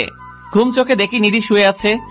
আমি ওকে দেখে লাফ দিয়ে উঠেছি, যার কারণে নিধি মাটিতে পড়ে গেল। ও মারে, মরে গেলাম রে, কোমরটা মনে হয় শেষ। ওর চিৎকার শুনে দ্রুত ওর মুখ চেপে ধরলাম। এই, কি করছো? এত জোরে চিৎকার করছো কেন? তুমি আমাকে ফেলে দিলে কেন? তুমি যেইভাবে শুয়েছিলা আমি ভাবছি আরো ভূত শুয়ে আছে। তাই বলে কি এইভাবে আমাকে ফেলে দিবা নাকি? হয়েছে বাবা, সরি। এখন তুমি তোমার রুমে যাও। আমি যেতে পারবো না, আমার কোমর ব্যথা করছে। কেউ দেখার আগে আমি তোমাকে দিয়ে আসি। না, আমি তোমার বুকে ঘুমাবো, তাহলে ঠিক হয়ে যাবে। আরে না, কেউ দেখে ফেললে সমস্যা হবে। কিছু হবে না, আমি সকাল হলে চলে যাব। তবুও না, তুমি এখন তোমার রুমে যাও। না, আমি যাব না, এখন আমি চিৎকার করব বলে দিলাম। ধুর, তোমাকে নিয়ে আর পারি না। তোমাকে পারতে হবে না। এই বলে নিধি আমাকে জোর করে জড়িয়ে ধরে শুয়ে পড়ে। যেভাবে শুয়ে আছো সেভাবেই থাকো, নড়াচড়া করবা না একদম। করব না। গুড। ভোরে ভোরে চলে যেও কিন্তু। ওকে। নিধিকে বুকের মাঝে রেখে আবারও ঘুমিয়ে পড়লাম। সকালে উঠে দেখি নিধি আমার বুকে এখনো শুয়ে আছে। এই উঠো, মা চলে আসবে। কি হয়েছে? ঠিক মতো ঘুমাতে দিবা না নাকি? তুমি তোমার রুমে যাও, সকাল হয়ে গেছে। এই বলে নিধিকে উঠিয়ে দিলাম। আজকে অনেক ভালো ঘুম হয়েছে আমার। ভালো হয়েছে, এখন যাও। যাচ্ছি বাবা, যাচ্ছি। সকালের নাস্তা করে নিলাম। নাস্তা করে আমি আমার রুমে বসে আছি। কিছুক্ষণ পর নিধি সেজেগুজে আমার রুমে আসলো। কি হলো? এত সাজার কারণটা কি? তুমি জানো না কেন এত সেজেছি? না, আমার তো কিছুই মনে পড়ছে না। আজকে তো আমাকে নিয়ে গ্রাম ঘুরতে বের হবা, এটাও কি ভুলে গেছো? ও, মনে পড়েছে। আচ্ছা, তুমি একটু অপেক্ষা করো, আমি রেডি হচ্ছি। তাড়াতাড়ি করো, নইলে দেরি হয়ে যাবে। আচ্ছা। দ্রুত রেডি হয়ে নিধির সামনে গেলাম। শেষ তোমার দেরি হওয়া? শেষ করলাম মাত্র। দেখি হাতটা। আমার হাত দিয়ে তুমি কি করবে? দিতে বলেছি দাও। কথা না বাড়িয়ে হাতটা বাড়িয়ে দিলাম নিধির দিকে। আউচ! এই তুমি আঙ্গুলে কামড় মারলে কেন? আমি ছাড়া কেউ যাতে নজর না দেয়, তাই এমন করেছি। ওকে, এখন চলো। নিধির হাত ধরে বেরিয়ে পড়লাম গ্রামের আলপথ দিয়ে। চারপাশে সবুজ মাঠের সমারোহ, সোনালী ফসল বাতাসে দোল খাচ্ছে। আমি নিধির হাত ধরে সামনে এগিয়ে যাচ্ছি। নিধিকে নিয়ে সারা গ্রাম ঘুরলাম। এখন দুজনের রাস্তা দিয়ে হাঁটছি আর গল্প করছি। এই ফুচকা খাবো। দূর, এইগুলো ভালো না, অসুস্থ হয়ে যাবে। না, আমি খাবোই, চলো না খাবো। ওকে চলো। নিধির জন্য ফুচকা অর্ডার করলাম। তুমি খাবে না? না, আমি খাবো না। বুঝেছি, আমার কাছ থেকে খাওয়ার ধান্দা, তাই না? ঠিক তাই। আমার কাছ থেকে একটাও দেব না। ওকে, দিও না। ফুচকা দিয়ে গেল আর নিধি খেতে লাগলো। আমি আনমনা ভাবে ওর খাওয়া দেখছি। কি দেখছো এমন করে? রাক্ষসীর খাওয়া দেখছি। কি? আমি রাক্ষসী? আরে না না, আমি তোমাকে বলি নাই, বলেছি ওই পাশের দেশ ভারতের একটা মেয়েকে। আমাকে বোকা বানিয়ে লাভ নাই। বুঝছি, তুমি অনেক চালাক। এখন খাও তুমি। তুমি হা করো, আমি তোমাকে খাইয়ে দেই। না, আমি খাবো না। হা করতে বলেছি আমি। করলাম। হা করতে নিধি আমার মুখে একটা ফুচকা ঢুকিয়ে দিল। আমিও খেতে লাগলাম। কি কেমন লাগছে? ভালোই লাগছে। তাড়াতাড়ি খাও, মা আবার চিন্তা করবে। খাচ্ছি। নিধির খাওয়া শেষ করে আমরা চলে আসলাম বাসায়। এইভাবে গ্রামে কয়েকদিন ছিলাম, এখন আবার শহরে ফিরে যাব। ব্যাগ গোছানো শেষ। মায়ের কাছ থেকে বিদায় নেওয়ার সময় নিধি কেঁদে দিয়েছে। অতঃপর মায়ের কাছ থেকে বিদায় নিয়ে ঢাকা চলে আসলাম দুজনে। কাল সকালে অফিস আছে, তাই রাতে কিছু রান্না করে খেয়ে নিলাম। অফিস শুরু হয়েছে অনেক আগেই। মায়ের জোড়াজড়িতে অনেকদিন থাকতে হয়েছে। নিধিকে ওর বাসায় এগিয়ে দিয়ে এসেছি। রাতে খাবার খেয়ে শুয়ে আছি, এমন সময় নিধির কল আসলো। বলো। আমার কিছুই ভালো লাগছে না। কেন? মাকে খুব মিস করছি আমি। মন চায় মায়ের কাছে ফিরে যাই। ওকে, অফিস বন্ধ দিলে আমরা আবার যাব। কি করছো এখন? এই তো খেয়ে শুয়ে আছি। তুমি কি করছো? আমিও শুয়ে আছি। আচ্ছা, পরে কথা বলি, আমাকে আবার কাল অফিসে যেতে হবে। Okay, good night, love you. Okay, love you. Call কেটে দিয়ে ঘুমিয়ে পড়লাম। পরের দিন সকালে অফিসে চলে গেলাম। ঠিক এমন সময়ে বসের ডাক আসলো। আসবো স্যার? জি মিস্টার ইমন, আসুন। ধন্যবাদ স্যার। তা আপনি দাঁড়িয়ে আছেন কেন? বসেন এইখানে। তা স্যার ডেকেছেন কেন? কারণটা হলো আমাদের অফিসের কাজে প্রতি বছর কিছু লোক দেশের বাইরে যায়, তা আমি চাই এইবার আপনি যান। ওকে স্যার, আমি যেতে পারবো। আপনাকে নেওয়ার কারণটা হলো আপনি খুব ভালো দায়িত্ব পালন করতে পারেন, আশা করি এটাও পারবেন। আমি আমার সর্বোচ্চ চেষ্টা করব। গুড, তাহলে আপনি এখন যান, খুব শীঘ্রই আপনার ফ্লাইট হবে। ধন্যবাদ স্যার। ক্যাবিনে বসে বসে ফাইলগুলো চেক করছি, এমন সময় নিধি কল দিল। বলো। ইমন, তুমি কোথায়? একটু আসতে পারবে? নিধির কান্না শুনে যেন বুকটা মোচড় দিয়ে উঠল। কি হয়েছে তোমার? কাঁদছো কেন? আমাকে খুলে বলো। আমার ভাইয়া খুব অসুস্থ হয়ে যায় হঠাৎ করে, আমরা তাকে ঢাকা মেডিকেলে নিয়ে যাচ্ছি। ওকে, তোমরা থাকো, আমি আসছি এক্ষুনি। আসো। একদম কাঁদবা না বলে দিলাম, তোমার ভাইয়ের কিছুই হবে না। তাই যেন হয়। আমি আর দেরি না করে বসের কাছ থেকে ছুটি নিয়ে চলে গেলাম হাসপাতালে। কেবিনের সামনে নিধি বসে আছে আর কাঁদছে। আমাকে দেখে ও জড়িয়ে কান্না শুরু করে দিল। বললাম না কাঁদতে না, আবার কাঁদছো কেন? তা ডাক্তার কি বলেছে? ডাক্তার এখনো কিছু বলে নাই, তবে ওনার চেম্বারে ডেকেছিল। গিয়েছো তুমি চেম্বারে? না, এখন যাব, তুমিও সাথে চলো। আসছি। আমি আর নিধি চলে গেলাম ডাক্তারের চেম্বারে। তা ডাক্তার সাহেব কি বুঝলেন রোগীকে দেখে? আসলে আমরা ওর চেক আপ করেছি, তাতে ধরা পড়েছে যে ছেলেটার ব্রেন টিউমার হয়েছে। ডাক্তারের কথা শুনে নিধি ঠাস করে মাটিতে বসে পড়ে। এত ভেঙে বললে চলবে নাকি? আরো শক্ত হও। আমরা কাল ওকে অপারেশন করব, তাতে অনেক টাকা যেতে পারে। টাকার কথা চিন্তা করা দরকার নাই, আপনারা আপনাদের কাজ শুরু করেন। ওকে, তাহলে কাল আমরা অপারেশন শুরু করব। তাই করুন। ডাক্তারের চেম্বার থেকে বেরিয়ে এসে অপুর ক্যাবিনে ঢুকলাম। ছেলেটা গুটিসুটি মেরে শুয়ে আছে। অপু কেমন লাগছে এখন? জি ভাইয়া, ভালো লাগছে। তুমি খুব দ্রুত সুস্থ হয়ে উঠবে, চিন্তা করো না। আচ্ছা। আর যা যা খেতে মন চাইবে তা তোমার আপুকে বলবে। ঠিক আছে। আমি ক্যাবিন থেকে বেরিয়ে পড়লাম। নিধি, এই টাকাগুলো রাখো। না না, টাকার দরকার নেই আমার। আছে, অপুর হঠাৎ কিছু লাগতে পারে, তাই টাকাগুলো দরকার আছে। না থাক, লাগবে না। নিতে বলেছি তোমাকে।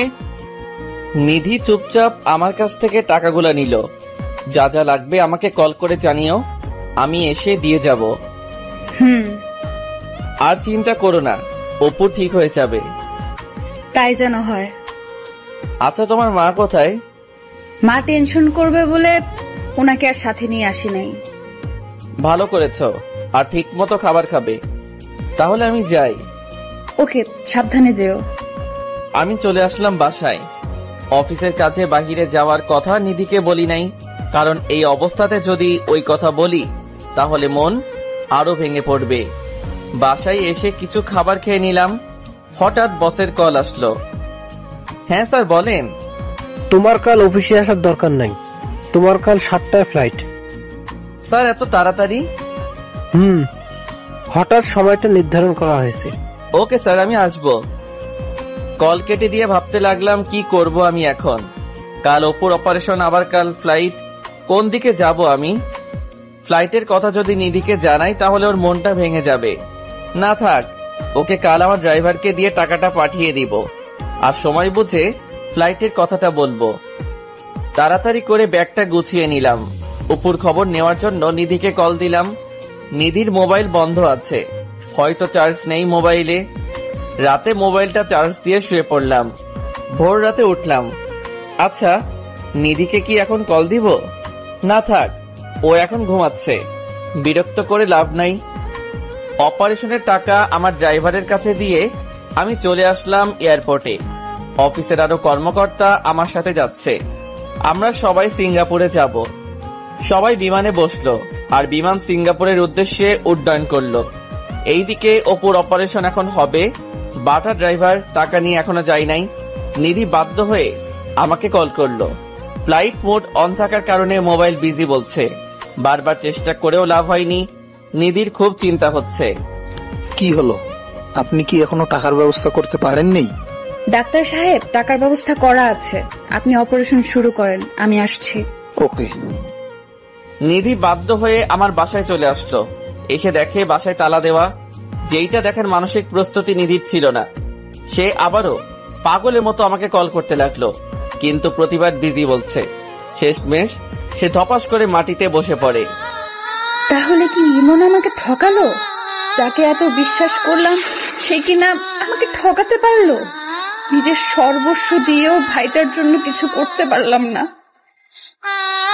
আমি কোনোদিন ভাবতেও পারি নাই যে ভালোবাসার নাম করে সে আমাকে এভাবে ঠকাবে। তাহলে কিসের জন্য আমি নিজেকে সামলে রেখেছি? আমি আবার হয়ে উঠবো পতিতা। আরে, যার জন্য এত কিছু করলাম সেই যদি আমাকে ঠকাতে পারে, তাহলে আমি কেন ওর জন্য নিজেকে সংযত করে রাখবো? নিজের ভাইয়ের জন্য আমি সবকিছু করতে পারি। আমাকে যেই করেই হোক টাকার ব্যবস্থা করতে হবে। এই বলে নিধি নিজের ভাইয়ের জীবনটা বাঁচানোর জন্য চলে গেল পতিতালয়ে। সে আজ নিজেকে বিলিয়ে দিবে। যত এগুচ্ছে তত মনে হচ্ছে সে পাপের দিকে যাচ্ছে। তার মন কিছুতেই সাড়া দিচ্ছে না। অবশেষে নিজের ইচ্ছার বিরুদ্ধে সে চলে গেল পতিতালয়ে। একজন বড়লোক ব্যক্তি নিধিকে টাকার বিনিময়ে পছন্দ করেছে। নিধি এখন রুমে বসে আছে আর মাথাটা নিচু করে কাঁদছে। কারো উপস্থিতি টের পেয়ে সে একটু নড়ে চড়ে বসলো। এই যে সুন্দরী, ওইভাবে না থেকে আমার কাছে আসো। নিধি এইবার নিজেকে সামলাতে পারল না, হুড়হুড় করে কেঁদে দেয়। দয়া করে আমাকে ছেড়ে দিন, আমি অনিচ্ছায় এই কাজে আসছি। আমি তোমাকে মোটা টাকা দেব, এখন আমার চাহিদা মেটাও। আমি আপনার পায়ে পড়ি, আমাকে যেতে দিন। আমার শরীরে আমার ভালোবাসার স্পর্শ রয়েছে। মানে? আর আপনি অনিচ্ছায় কাজটা করছেন কেন? সে অনেক কাহিনী, আপনি কি শুনবেন সেই কাহিনী? শুনবো। নিধি তার পরিবারের কথা ও ইমনের বিশ্বাসঘাতকতার কথা প্রকাশ করে দেয় আর কাঁদতে থাকে। আপনি কাঁদবেন না, আমি আপনাকে সাহায্য করব। আপনি আমাকে সাহায্য করবেন মানে? আমি আপনাকে বোন হিসেবে সাহায্য করতে চাই। আপনার ভাইয়ের চিকিৎসার টাকা আমি দেব। আজকে তার অপারেশন। যেই ছেলে আপনার জীবন নিয়ে খেলা করেছে, আপনি তাকে ছুঁড়ে ফেলে দিন মন থেকে। তা হয়তো কোনোদিন সম্ভব নয়। আচ্ছা, সেটা আপনার ইচ্ছা। আমাকে এখন অপুর কাছে নিয়ে যাবেন? নিধির চোখ দুইটা কৃতজ্ঞতায় সজল হয়ে উঠল। চলুন, আমাকে হাসপাতালে নিয়ে চলুন। যাচ্ছি। এইদিকে আমরা ফ্লাইট থেকে নেমে হোটেলে চলে আসলাম। এসে মোবাইলটা অন করলাম, বাট চেক করা হয়নি।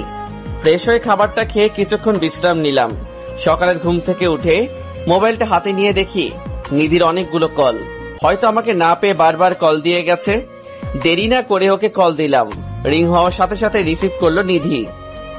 এই, তোমাকে একটা কথা বলার জন্য কল দিয়েছি। আসলে আমি... চুপ থাক তুই। তোর মতো বিশ্বাসঘাতক আর বেঈমানের কল দেওয়ার কোনো প্রয়োজন নেই। নিধির কথা শুনে যে থমকে গেলাম। এই কি নিধি, তুমি এমন ভাবে কথা বলছো কেন? বেঈমানের সাথে আর কত সুন্দর করে কথা বলবো? বুঝতে পেরেছি, আমি বাহিরে আসাতে তুমি খুব কষ্ট পেয়েছো, তাই এসব বলছো। আরে কত কষ্ট পেয়েছি আমি তোর মতো বেঈমানকে ভালোবেসে। নিধি, তুমি এসব কি বলছো? আমার মাথায় তো কিছুই ঢুকছে না। ঢুকবেই বা কি করে? এখন তো অন্য মেয়ে নিয়ে ব্যস্ত আছিস, তাই আমাকে আর লাগবে না। নিধি সীমা অতিক্রম করবে না। আরে আমি তো সীমার কাছেই যাইনি, আর তুই আমাকে এভাবে ঠকাতে পারলি? আরে তুমি কি বলছো? আমাকে সবটা খুলে বলো। তুই তোর চাহিদা মেটানোর জন্য আমাকে এইভাবে ব্যবহার করলি, ঠিকই শেষে নিজেকে গুটিয়ে নিয়ে পালিয়েছিস। আমি পালিয়েছি মানে? তুই আমাকে মিথ্যা আশ্বাস দেখিয়ে স্বপ্ন দেখিয়েছিস, এই তোর নমুনা। আচ্ছা, তুমি কি শুরু করেছো? আমি অফিসের কাজে বাহিরে এসেছি, তাই তোমাকে কিছু জানাতে পারি নাই। আরে তুই তো টাকা দেওয়ার ভয়ে পালিয়েছিস। তুই জানতি আমার ভাইয়ের অপারেশন হবে, তাও তুই টাকা না দিয়ে পালিয়েছিস। বলছো তুমি এসব? আমি তো টাকা দিয়ে এসেছি। থাক, আর মিথ্যে বলতে হবে না। তুই তোর টাকা নিয়েই থাক। যে আমার বিপদে ছেড়ে চলে যায় তার কোনো দরকার নেই আমার। বিশ্বাস করো নিধি, আমি সত্যি টাকা দিয়ে এসেছি। তোমার ভুল হচ্ছে কোথাও। তোর সাথে আমার আর কথা নেই, তুই তোর রাস্তায় যা। প্লিজ আমার কথাটা শোনো, তোমার ভুল হচ্ছে। তুই আর আমাকে কল দিবি না। তোর মতো বেঈমানের সাথে আমার কোনো কথা নেই। শুনো নিধি, শুনো। নিধিকে বারবার কল দিলাম, কিন্তু সে কল রিসিভ করলো না। এক পর্যায়ে নিধি আমাকে ব্লক করে দিল। নিধির কথাগুলো শুনে ধপাস করে মেঝেতে বসে পড়ি আমি। নিধিও আমাকে ভুল বুঝলো। আচ্ছা, আমি তো ড্রাইভারের কাছে টাকা দিয়ে এসেছি, তাহলে টাকা নিধি পেল না কেন? ড্রাইভারকে কল দিলাম, কিন্তু নাম্বার বন্ধ বলছে। বারবার দেওয়ার পরও নাম্বার বন্ধ। নিধির কথাগুলো যেন বুকের মধ্যে তীরের মতো গেঁথে গেল। যে নিধিকে এত বিশ্বাস করতাম, আমি সেই নিধি আজ আমাকে এইভাবে বলতে পারলো। না, আমাকে দেশে ফিরতেই হবে, খুব শীঘ্রই ফিরতে হবে। এইভাবে কেটে গেল 2 দিন। কোনো মতে অফিসের কাজ শেষ করে দেশে ফিরে আসলাম। বাসায় না এসে সোজা নিধিদের বাসায় চলে গেলাম।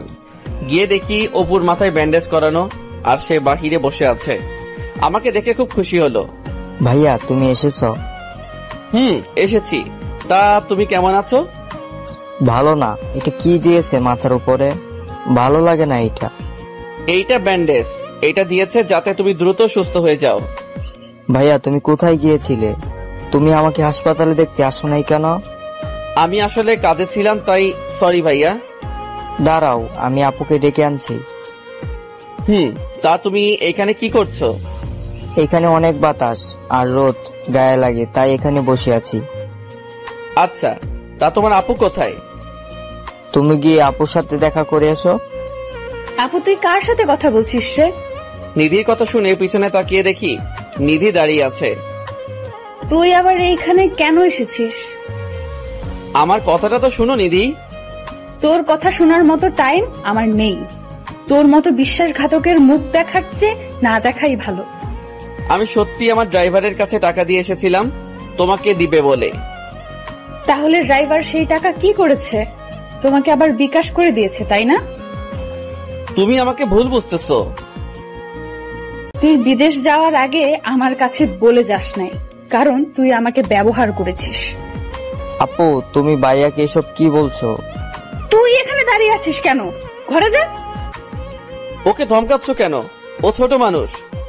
থাক, ওর জন্য আর দরদ দেখাতে হবে না তোর। আর তুই আমার চোখের সামনে কোনোদিন আসবি না। আমি বিদেশ গিয়েছি তোমাকে না বলে, কারণ তোমার ভাইয়ের অপারেশন আর আমার বাহিরে যাওয়া নিয়ে তোমার চিন্তা আরো বাড়িয়ে দিবে, তাই আমি তোমাকে কিছু বলি নাই। না বলে উদ্ধার করে ফেলেছিস। তুই এখন এখান থেকে যা, আর কোনোদিন এখানে আসবি না। আমাকে কি বলারও সুযোগ দিবে না? অনেক বলেছিস তুই। আর যদি আমার সামনে কোনোদিন দাঁড়াস তাহলে আমার মরা মুখ দেখবি। কি? যা বললাম আমি কিন্তু তাই করব। তাই তুই এখান থেকে চলে যা। আচ্ছা, আর কোনো দিন তোমার সামনে আসবো না, কিন্তু একদিন তুমি সব সত্যিটা জানতে পারবে। কোনো সত্যি আমার জানার দরকার নেই। এই বলে নিধি চলে গেল ঘরের মধ্যে। আমার দু চোখ বেয়ে পানি পড়ছে। হঠাৎ কারো নরম হাতের স্পর্শে আমার চোখে পানি মুছে গেল। তাকিয়ে দেখি অপু দাঁড়িয়ে আছে। ভাইয়া কান্না করো না, আপু খুব পচা, আমি আর আপুর সাথে কথা বলবো না। দূর, কই কান্না করছি? তোমার আপু তোমাকে খুব ভালোবাসে, তাই তার সাথে কথা না বললে তোমার আপু তো খুব কষ্ট পাবে। পাক কষ্ট, আপু তোমাকে কষ্ট দিয়েছে। দূর গাধা, কই কষ্ট দিয়েছে আমাকে? যাও, তুমি এখন ঘরে যাও। যাব। আমাকে কিন্তু দেখতে আসবা মাঝে মাঝে। আসবো। আমি চলে আসলাম বাসায়। আস্তে আস্তে অনেকটাই দেরি হয়ে গেছে। জীবনে কোনোদিন সিগারেট খাই নাই। আজকে কষ্ট ভোলার জন্য 2 প্যাকেট নিয়ে আসলাম। রাতের খাবারটা না খেয়ে কিছু সিগারেট খেলাম। অসহ্য মাথা ব্যথার কারণে ঘুমিয়ে পড়েছি। পরের দিন সকালে অফিসে গেলাম না। অফিস খোলা ছিল, বাট যারা দেশের বাইরে গিয়েছে তাদের জন্য কয়েকদিন ছুটি, তাই আজকে আমার অফিস নেই। সকালে কিছু হালকা খাবার খেয়ে নিলাম। খাবারটাও ঠিক মতো খেতে পারছি না। বারবার নিধি অপমানজনক কথাগুলো মনে পড়ছে। ড্রাইভারের সাথে হিসেব মেটানোর জন্য চলে গেলাম ওর বাসায়। গিয়ে দেখি ও বাহিরে বসে আছে আর চায়ের কাপে চুমুক দিচ্ছে। আমি রাগের মাথায় গজগজ করতে করতে ওর কাছে গিয়ে 2টা থাপ্পড় বসিয়ে দিলাম ওর গালে। সাথে সাথে ওর হাত থেকে কাপটা ছিটকে পড়ে যায় আর ও আমার কাছ থেকে 3 হাত দূরে গিয়ে পড়ে। ও আমার দিকে তাকাতে খুব অবাক হয়ে যায়। হয়তো ও আমাকে তার বাসায় আশা করে নাই। আমি গিয়ে ওর কলার চেপে ধরলাম। কিরে, এত বিশ্বাস করলাম তোর উপর, আর তুই কিনা আমাকে এইভাবে ঠকালি? স্যার, আমার কথাটা তো শুনুন। তোর কোনো কথাই আজ শুনবো না। থাপ্পড় খেয়ে ওর ঠোঁট ফেটে রক্ত বের হচ্ছে। তোর যখন যা লাগে আমি তখনই তোকে তা দিয়েছি, তাহলে কেন আমার সাথে এমনটা করলি? তোকে আমি নিজের ভাই ভেবেছি। স্যার, আমার কোনো দোষ নেই, আমার কথাটা আপনাকে শুনতে হবে। তোর মতো বেইমানের কথা শুনে আমার কি হবে? আমার যা হারাবার আমি তো তাই হারিয়েছি, শুধু তোর জন্য। না, আপনি কিছুই হারান নাই স্যার। আমি আপনার কথা মতো সেদিন টাকা দিতে গিয়েছিলাম। তারপর কি হয়েছে তারপর বল। আমি সেদিন টাকা নিয়ে একটা নির্জন রোড দিয়ে যাওয়ার সময় কিছু বকাটে ছেলের শিকার হই আমি। তারপর কি হয়েছে? তারপর ওরা আমাকে সার্চ করে টাকাগুলো নিয়ে যায়। বাহ, ভালোই গল্প বানিয়েছিস। বিশ্বাস করুন স্যার, এটা গল্প না। টাকা দেয় নাই বলে ওরা আমার পিঠে কোপ দিয়ে দেয়। বিশ্বাস না হলে আপনি দেখুন। এই বলে ড্রাইভার তার শার্ট খুলে দেখায় আমাকে। সত্যি তার পিঠে অনেকটাই জখম করা কাটা স্থান রয়েছে। তারপরে যদি বিশ্বাস না হয় তাহলে আমার মায়ের কসম খেয়ে বলছি স্যার, আপনার একটা টাকাও আমি নেই। তাহলে তোর মোবাইল বন্ধ কেন? এই ঘটনার পর আমি হাসপাতালে ছিলাম একদিন, আর আপনার ভয়ে মোবাইলটা বন্ধ করে রেখেছি। জানিস টাকা না পেয়ে নিধি আমাকে কতটা অপমান করেছে? তার জন্য আমি সরি স্যার। আমাকে মাফ করে দিস, ভুল ভেবে তোর গায়ে হাত তুলেছি। এই বলে আমি চলে আসতে লাগলাম গাড়িতে করে। রাস্তার দিকে নজর পড়তেই দেখি নিধি একজন লোকের গাড়িতে উঠেছে। লোকটার গাড়িটাকে ফলো করতে করতে আসলাম, দেখে একটা বিল্ডিং এর সামনে থামছে। আমি মোবাইলটা বের করে ভিডিও করে নিলাম। দুজনে হাসাহাসি করতে করতে ভিতরে প্রবেশ করলো। আমিও তাদের পিছন পিছন ঢুকলাম। দেখি এইটা একটা অফিস। নিধিকে লোকটা ক্যাবিনে ঢুকিয়ে দরজা আটকে দিল। নিধির এই আচরণ দেখে খুব কষ্ট পেলাম। এখন সে আমাকে ছেড়ে অন্যজনকে নিয়ে ব্যস্ত। চুপচাপ সব দেখেও না দেখার ভান করে বাসায় চলে আসলাম। আসার সময় সিগারেট নিয়ে এসেছি। এই একদিনের সিগারেট যেন আমার খুব আপন বন্ধু হয়ে উঠেছে। দুপুরে খাবারটাও ঠিক মতো খাওয়া হলো না। একটা সিগারেট খাচ্ছি আর মোবাইলে করা ভিডিও দেখছি। বাহ নিধি বাহ, আমাকে একটু সুযোগ দিলে না? এখন তুমি তোমার নতুন জীবন সঙ্গী নিয়ে ব্যস্ত। যদি আমার টাকা তোমার ভাইয়ের চিকিৎসার কাজে না লাগে, তাহলে তুমি এত টাকা কোথা থেকে ম্যানেজ করলে? নিশ্চয়ই নিজের শরীরটাকে বিক্রয় করে দিয়েছো ওই সঙ্গীর কাছে। তোমাকে আমি অপেক্ষা করতে বলেছিলাম, কিন্তু তুমি আমার জন্য 2 দিন অপেক্ষা করতে পারলা না। তুমি ঠিকই আমার কথা অমান্য করে অপরের সাথে রাত কাটিয়েছো। তাহলে আমি ইমন তোমাকে আর গ্রহণ করব না। এইটাই আমার সিদ্ধান্ত, যে এই মেয়ে আমার জন্য অপেক্ষা না করে নিজের শরীরটাকে বিক্রয় করে দেয়, তাকে গ্রহণ করা সম্ভব নয়। আজ থেকে নিধির জন্য আমার মনে ভালোবাসার পরিবর্তে থাকবে শুধু ঘৃণা। আজ থেকে নিধিকে আমি ভুলে যাব। সুখে থাকুক সে তার নতুন জীবন সাথীর সাথে। এইসব ভাবছি আর চোখ বেয়ে পানি পড়ছে। চোখটা মুছে আবারও সিগারেট টানতে লাগলাম। যতটা টান দিচ্ছি মনে হচ্ছে নিধির জন্য ভালোবাসা তত মুছে যাচ্ছে। সে এখন অন্যের স্পর্শে পাগল, আমার জন্য তার কিছুই নাই। সিগারেটটা খেতে খেতে মাথাটা ঘোরাতে শুরু করলো। সিগারেটটা হাত থেকে পড়ে গেলে আমি হারিয়ে গেলাম গভীর ঘুমে। না, আমাকে নিধি ভাবির ভুল ধারণা ভাঙাতে হবে। আমি চাই না আমার জন্য ইমন স্যার আর ওনার জীবনের ক্ষতি হোক। আমি ওনার সাথে দেখা করব। এই বলে ড্রাইভার নিধির বাসার উদ্দেশ্যে রওনা দিল। নিধির বাসায় এসে কলিং বেল চাপ দিতে নিধির মা দরজা খুলে দেয়। কে তুমি বাবা? আমাকে আপনি চিনবেন না। নিধি কি বাসায় আছে? আচ্ছা তুমি বসো, আমি নিধিকে ডেকে আনছি। ড্রাইভার ভিতরে গিয়ে বসলো। কিছুক্ষণ পর নিধি ড্রাইভারের সামনে আসলো। কে আপনি? আর আমাকে কেন দরকার? আমি হচ্ছি ইমন স্যারের পার্সোনাল ড্রাইভার। ও তা কিসের জন্য এখানে এসেছেন? ওকালতি করার জন্য? না, স্যারের জন্য ওকালতি করার ক্ষমতা আমার নেই। তাহলে যা বলার জন্য এসেছেন সেটা বলে বিদায় হন। আমি আপনার এইখানে এসেছি আপনার চোখের কালো গ্লাসটা খুলে দিতে। আমি কোনো কালো গ্লাস পরি নাই। কালো গ্লাসটা আমার চোখের থেকে সরে যাওয়ার কারণে আমি সাদা কালো বুঝতে পারি। না, পারেন নাই আপনি বুঝতে। যদি বুঝতে পারতেন তাহলে স্যারকে এইভাবে অপমান করতেন না। তাই এসব বলার আপনি কে? স্যার অফিসের কাজে বিদেশে যাওয়ার আগে আপনার জন্য টাকা দিয়ে গিয়েছিল আমার কাছে। কথাটা শোনার পর নিধি থমকে দাঁড়ায়, অবাক চাহনিতে ড্রাইভারের দিকে তাকায়। ইমন টাকা দিয়েছিল? আমার কাছে টাকা দিয়েছিল এবং সেই টাকা নিয়ে আমি আপনার কাছে আসার সময়। চুপ করে থাকবেন না, বলুন কি হয়েছে? টাকা নিয়ে আসার সময় কিছু ছিনতাইকারী টাকাগুলো আমার কাছ থেকে নিয়ে যায় এবং আমার পিঠে কোপ বসিয়ে দেয় একটা। টাকা দিতে পারবো না বলে আমি আর আপনার কাছে আসি নাই, আর মোবাইলটাও অফ করে রাখি। কি বলছেন আপনি এসব? এতক্ষণ যা বললাম সব সত্যি, আর আপনি না বুঝে একজন মানুষকে এত কষ্ট দিলেন। নিধি ড্রাইভারের কথা শুনে চেয়ারের উপর ধপাস করে বসে পড়ে। সত্যিটা আমি বলে দিয়েছি, এবার আপনি কি করবেন সেটা আপনার ব্যাপার। এই বলে ড্রাইভার চলে আসে নিধির বাড়ি থেকে। নিধি দরজা টেনে নিশ্চুপ হয়ে কান্না করতে থাকে আর অনুতপ্ত স্বীকার করছে, ছি ছি, আমি এত নিচে নেমে গেছি যার জন্য আমি আমার ভালোবাসার মানুষটাকে এইভাবে অপমান করলাম। আমি ইমনের সাথে যা করেছি সত্যি তা মাফ পাওয়ার অযোগ্য আমি। ইমন কি আমাকে মাফ করবে? আমি ওর হাতে পায়ে ধরবো। এই বলে নিধি কাঁদছে। না না, আমাকে আর দেরি করলে চলবে না। ইমনের কাছে গিয়ে সবটা বলে মাফ চাইতে হবে।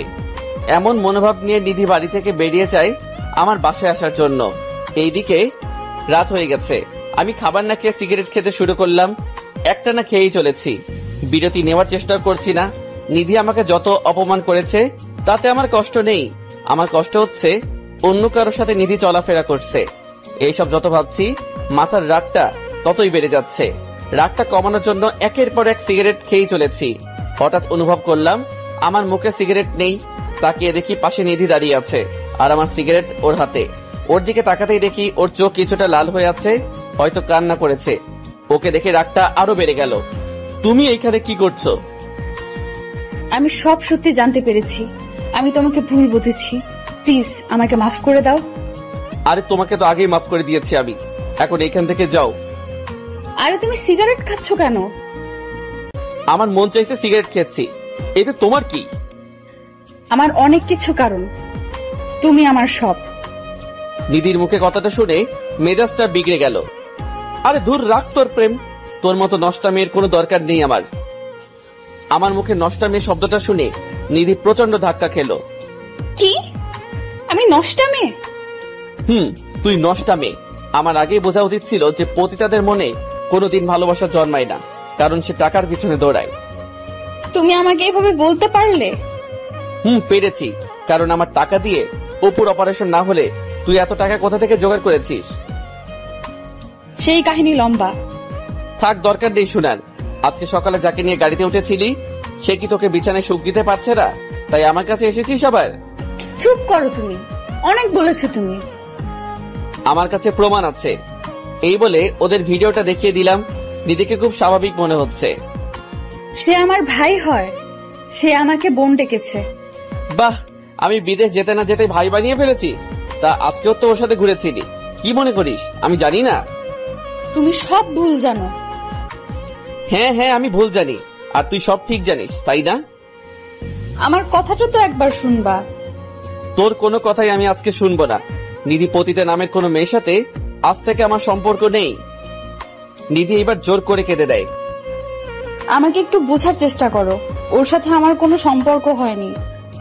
ও, তাহলে ছেলেটা তোমাকে এতগুলো টাকা দিয়ে দিল এমনি এমনি? তুমি আমার সম্পূর্ণ কথা তো শুনবা আগে। তোর কোনো কথা শোনার ইচ্ছে নেই আমার, তুই এইখান থেকে যা। প্লিজ ইমন, তুমি আমাকে ভুল বুঝতেছো, প্লিজ বোঝার চেষ্টা করো। তুই কোন সাহসে তোর নষ্ট শরীর দিয়ে আমার হাত ধরলি? নিধি আমার হাতের থাপ্পড় খেয়ে মাটিতে পড়ে যায়। বাহ, আমাকে তুমি ভুল বুঝলে। এমন একদিন সময় আসবে যেদিন আমাকে তুমি অনেক খুঁজবে, কিন্তু পাবে না। আজ আমি চলে যাচ্ছি, আর কোনো দিন আসবো না। নিধি কাঁদতে কাঁদতে বাসা থেকে বেরিয়ে যায়। আমি আবার সোফায় বসে মনের শোকে সিগারেট খাচ্ছি।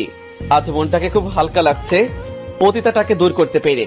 যে মেয়ে আমার জন্য অপেক্ষা না করে অপরের কাছে নিজেকে সঁপে দেয়, তার কোনো দরকার নেই আমার জীবনে। রাতে শান্তির মতো ঘুমিয়ে গেলাম।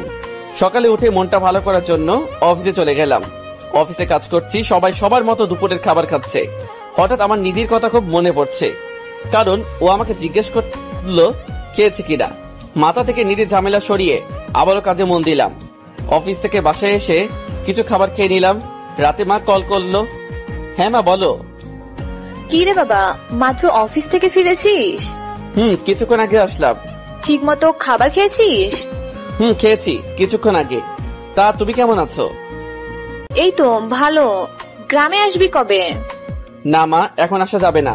কয়দিন আগে ছুটি শেষ করেছি, তাই এখন আর আসবো না। ছুটির মধ্যে আসতে পারলি না? কিভাবে আসবো, যে চাপ যাচ্ছে এই কয়দিন আমার উপর। যাই হোক, ঠিক মতো নিজের যত্ন নিস। বাবা কোথায়? তোর বাবা রুমে আছে, আর আমি রান্নাঘরে। আচ্ছা। কিরে, নিধির মোবাইল বন্ধ কেন? মায়ের মুখ থেকে নিধি নামটা শুনে খুব খারাপ লাগলো। কই, সেটা তো জানি না। তোর সাথে কি ওর যোগাযোগ হয়? হয়তো। ও, তাহলে তো ভালোই। আর এখন রেস্ট নে, কাল আবার অফিসে যেতে হবে। ওকে, বাই। আল্লাহ হাফেজ। কলটা কেটে দিয়ে আমি ঘুমানোর প্রস্তুতি নিলাম। নিধির কথা মাথা থেকে ফেলে দিয়েছি। কয়েক ঘন্টা ওর চিন্তা মাথাতেই আসে নাই। এইভাবে কেটে গেল কয়েকটা দিন। মুখে মুখে আমি ঠিকই নিধিকে ভুলতে পেরেছি, কিন্তু মন আমার ঠিকই তাকে খুঁজে বেড়ায়। সারাদিন অফিস করে বাসায় ফেরার সময় কেউ একজনকে চোখ আটকে গেল। গাড়িটাকে সাইড করে দাঁড়িয়ে করিয়ে লোকটাকে ভালো করে তাকিয়ে দেখি এটা সেই লোক যাকে আমি নিধির পাশে দেখেছিলাম। সে একটা মেয়ের সাথে মার্কেটে ঢুকছে। আমিও তাদের পিছন পিছন গেলাম। লোকটার সাথে মেয়েটা একটা ড্রেস দিয়ে ট্রায়াল রুমে গেল। আমি সেই সুযোগে লোকটার সামনে গেলাম। বাহ, চমৎকার। আর কত ভাই? কে ভাই আপনি? চিনলাম না তো আপনাকে।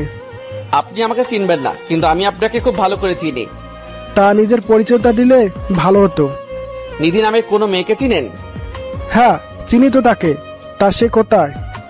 আসলে চেনার কথা, সেই প্রশ্ন আমাকে কেন করেন? প্রশ্নের উত্তর তো আপনার জানার কথা। তা আপনি কে যে ওইসব শুনতে চাচ্ছেন? আপনার পরিচয় জেনে লাভ নেই। তার কয়জন মেয়ের জীবন নষ্ট করবেন? মেয়ের জীবন নষ্ট করলাম মানে? কয়দিন আগে দেখলাম নিধির সাথে ভালোই ফুর্তিতে ছিলেন, আবার এখন একজনকে নিয়ে আছেন। মুখ সামলে কথা বলুন, আমি ওর ভাই হই। লোকটার মুখে ভাই কথাটা শুনে খুব অবাক হলাম। ভাই মানে? ওর সাথে আপনার পরিচয় কোথায় হয়? আপনাকে কেন বলতে যাব আমি? প্লিজ ভাই বলুন, আমি আপনাকে আমার পরিচয় পরে দিব। নিধির সাথে আমার প্রথম পরিচয় হয় পতিতালয়ে। পতিতালয়? একটা ছেলে ওকে মিথ্যে আশ্বাস দিয়ে পালিয়ে গিয়েছে। বেচারির ভাইয়ের অপারেশনের জন্য খুব টাকার প্রয়োজন, তাই ও কোনো আস্থা খুঁজে না পেয়ে পতিতালয়ে ছুটে আছে। তারপর কি হয়েছে? তারপর আমি যখন ওর কাছে যাই তখন ও আমাকে তার সব ঘটনা খুলে বলে, আর ওই বিশ্বাসঘাতক ছেলেটার কথা রাখার জন্য নিজের দেহটাকে অন্যের কাছে বিলিয়ে দেয়নি সে। তাহলে আপনি কেন ওকে টাকা দিয়েছেন? মেয়েটি আমাকে ভাইয়ের দোহাই দিয়েছিল। ওকে দেখে নিজের বোনের মতো মনে হয়েছিল, তাই ওকে বোন ভেবে ওর ভাইয়ের অপারেশনের টাকা আমি দিয়ে দেই। কি? তাহলে আপনার সাথে নিধির কোনো অনৈতিক সম্পর্ক নেই? না, আমাদের মাঝে ওইসব হয়নি। ওই দিন দেখলাম আপনি ওকে গাড়িতে নিয়ে কোথায় জানি যাচ্ছিলেন, তা কোথায় গিয়েছেন? ওই দিন ওকে নিয়ে আমি আমার অফিসে গিয়েছি কাজ দেওয়ার জন্য, কারণ নিজের পরিবার চালানোর জন্য কিছু কাজ করতে হয়, তাই নিজের বোনকে নিজের অফিসে কাজ দিয়েছিলাম। আমি লোকটার কথা শুনে যেন পাগল হয়ে যাচ্ছি, আমার মাথাটা ভন ভন করে ঘুরছে। তা আপনি কে যে এত কিছু জিজ্ঞেস করলেন? আমি সেই ছেলে যে নিধির সাথে বেইমানি করেছিল। তাহলে আপনি সেই ছেলে? আমি নিধিকে ভুল বুঝে অনেক অপমান করেছি। আপনার কপাল অনেক ভালো যে এমন একটা মেয়েকে ভালোবাসতে পেরেছেন। সময় থাকতে কাছের মানুষটাকে আপন করে নিন। বাই। আমি কথা না বাড়িয়ে সোজা গাড়িটা নিয়ে নিধির বাসার দিকে রওনা দিলাম। যাওয়ার পথে নিজের উপর খুব রাগ হচ্ছিল। সঠিকটা না জেনে আমি ওকে কত অপমান করলাম, এমনকি ওর গায়ে হাত তুললাম। নিজের কাজের জন্য নিজে খুব লজ্জা পাচ্ছি। নিধির বাসায় এসে কলিং বেল চাপ দিলাম। দরজা খুললো এক অপরিচিত মহিলা। কাকে চাই এখানে? এটা তো নিধিদের বাসা, তাই না? না, এখানে নিধি নামের কেউ থাকে না, আমরাই নতুন ভাড়াটিয়া এখানের। ও আচ্ছা, বলতে পারবেন ওরা কোথায় গিয়েছে? সেটা তো আমরা জানি না। মহিলাটা দরজাটা আটকে দিল। নিধিদের বাসার আশেপাশে সবাইকে জিজ্ঞেস করলাম, কেউ জানে না কোথায় গিয়েছে। হাজারো মনের ব্যথা নিয়ে আর সাথে আপন বন্ধু সিগারেট নিয়ে বাসায় আসলাম। বাসায় এসে বসে বসে সিগারেট টানছি আর নিধির কথা ভাবছি। আমি মেয়েটাকে কত কষ্ট দিলাম, না বুঝে অনেক কষ্ট দিয়েছি। পতিতা বলে গালি দিয়েছি, এমনকি ওর গায়ে হাত তুলেছি। জানি না ওকে পাবো কিনা। নিধির ভাবনা ছেদ ঘটলো মায়ের কলে। হ্যাঁ মা, বলো। কি রে, কি করস? এই তো বসে আছি। কি রে, তোর গলাটা এমন লাগতেছে কেন? কই, আমি তো ঠিক আছি। আচ্ছা, তোকে যে কারণে কল দিয়েছি সেটা হলো তুই কাল চাকরি ছেড়ে গ্রামে আসবি। গ্রামে আসবো কেন? তোর বাবার ব্যবসাটা তুই দেখবি। তোর বাবা শারীরিক দুর্বলতা অনুভব করছে। কেন? বাবার কি হয়েছে? সেটা আসলে দেখতে পাবি। আর সাথে করে নিধিকেও নিয়ে আসিস। নিধির কথা শুনে মনটা কেঁদে উঠলো। মন চেয়েছে চিৎকার করে কেঁদে ওকে ডাকতে। কি রে, কিছু বলছিস না কেন? আসবো কাল। এখন রাখি মা। ওকে, আল্লাহ হাফেজ। কলটা কেটে দিলাম। যেই শহরে আমার নিধিকে খুঁজে পাওয়া যাবে না, সেই শহরে আমার থাকার কোনো মানে নেই। রাতটা কোনো মতে পার করে সকালে অফিসে গিয়ে রিজাইন লেটারটা দিয়ে চাকরিটা বাদ করে এসেছি। সবকিছু গুছিয়ে চিরচেনা শহর থেকে বিদায় নিয়ে চলে আসলাম। মা বাবার সাথে কোনো মতে কথা বলে ছাদে চলে আসলাম। এসে সিগারেট টানতে লাগলাম। কয়টা টানার পর কেউ একজন আমার মুখ থেকে সিগারেটটা নিয়ে নিল। তাকে দেখি মা দাঁড়িয়ে আছে, আমি চুপচাপ বসে আছি। কি রে, তুই সিগারেট খাচ্ছিস কেন? তোর কথাবার্তা শুনে আর তোর চেহারা অবস্থা দেখে আমার কিছুটা সন্দেহ হচ্ছে। কই, আমার কিছু হয়নি তো। আমার চোখের দিকে তাকিয়ে বলতো। আমি মায়ের চোখে তাকালাম না। তোকে বলেছি নিধিকে নিয়ে আসতে, আনলি না কেন? নিধির কথা শুনে মাকে জড়িয়ে ধরে কাঁদতে শুরু করলাম। মা আমার অবস্থা দেখে অবাক। কি রে, কি হয়েছে আমাকে বলবি তো? মা, নিধি আমাকে ছেড়ে চলে গেছে। ছেড়ে চলে গেছে মানে? আমি মাকে আমাদের সব ভুল বোঝাবুঝির কাহিনী শুরু থেকে বললাম। তুই নিধিকে খুঁজেছিস? শহরের এমন কোন জায়গায় বাদ নেই যে আমি খুঁজিনি। আচ্ছা থাক, যে চলে গেছে তাকে না ফিরিয়ে আনাটাই ভালো। মা, তুমি তো ওকে নিজের মেয়ের মতো স্নেহ করো, তাহলে আজ তুমি এই কথা কিভাবে বলছো? যেই মেয়ে ছেড়ে চলে যায় তাকে আমি আমার বউ করব না। মা, কিন্তু। না, আর কোনো কিন্তু নেই। খাবার খেতে চল, আমরা অপেক্ষা করছি। তুমি যাও, আমি আসছি। মায়ের পেছন পেছন খাবার খেতে গেলাম। কোনো মতে খাবারটা খেয়ে রুমে চলে আসছি। এইভাবে কেটে গেল কয়েকটি মাস। নিধিকে আমি আগের মতো ভালোবাসি। পাগড়িটাকে আমি আমার মন থেকে সরাতে পারি নাই। আমি এখন আমার বাবার কাজটা দেখাশোনা করছি। রাতে বসে বসে মোবাইল টিপছি, এমন সময় মা আর বাবা আমার রুমে আসলো। আমরা তোর বিয়ে ঠিক করে ফেলেছি। কি আমার বিয়ে মানে? তোর বিয়ে মানে তোর বিয়ে? তোর অবস্থা আমরা দেখতে পাচ্ছি না, তাই আমরা এই সিদ্ধান্ত নিয়েছি। আমাকে একবারও জিজ্ঞেস করতে পারো নাই যে আমার মতামত আছে কিনা? আমরা তোর মতামত শুনবো না। এখন বল, তুই কি রাজি? না, আমি এই বিয়ে করব না। তাহলে শুনে রাখ, যদি না করিস এই বিয়ে, তাহলে আমাকে আর তোর বাবাকে অকালে হারাতে হবে। পাগল হয়ে গেছো নাকি তোমরা? এসব কি বলছো? দেখ বাবা, আমাদের তো খুব ইচ্ছে হয় যে আমার ঘরে একটা লক্ষ্মী আসবে আর আমার নাতি নাতনি হবে। এই ইচ্ছেগুলো কি আমাদের অপরাধ? তুই নিধির কথা ভেবে নিজেকে কষ্ট দিচ্ছিস কেন? হয়তো নিধিও তার সংসার নিয়ে ব্যস্ত। হয়তো। তাহলে তুই এই বিয়েতে মত দিয়ে দে বাবা। তোমরা যা ভালো বোঝো তাই করো। এই তো আমার লক্ষ্মী ছেলে। আগামী 2 দিন পর তোর বিয়ে। বাবা আর মা চলে গেল। রাতে শুয়ে আছি আর নিধির ছবিটার দিকে তাকিয়ে আছি। আমি পারলাম না নিধি তোমার জন্য অপেক্ষা করতে। আমাকে মাফ করে দাও। কিছু পানি গাল গিয়ে পড়ছে। এইভাবে দেখতে দেখতে আমার বিয়েটাও হয়ে যায়। বউ বাসরাতে বসে আছে আর আমি ছাদে বসে দাঁড়িয়ে সিগারেট খাচ্ছি। কি রে, তুই এখনো রুমে যাসনি? মায়ের গলা শুনতে হাত থেকে সিগারেটটা ফেলে দিলাম। রুমে গিয়ে কি হবে আমার? এইটাই ভালো জায়গা আমার জন্য। গাধা, মেয়েটা তোর জন্য অপেক্ষা করছে, তুই তাড়াতাড়ি চল। মায়ের জোড়াজড়িতে বাসর ঘরে ঢুকলাম। মেয়েটা ঘোমটা দিয়ে বসে আছে। আমি ওর পাশে দাঁড়িয়ে আছি আর বলতে লাগলাম, দেখুন আমি আপনাকে বউ হিসেবে মানতে পারবো না। আমি একজনকে ভালোবাসি। এই কথা শোনার পর মেয়েটা ঘোমটা তুলে আমার কলার চেপে ধরলো। কি? তুই কথাটা আবার বলতো? দিদির কণ্ঠ শুনে ওর দিকে তাকিয়ে আমি অবাক হয়ে যাই।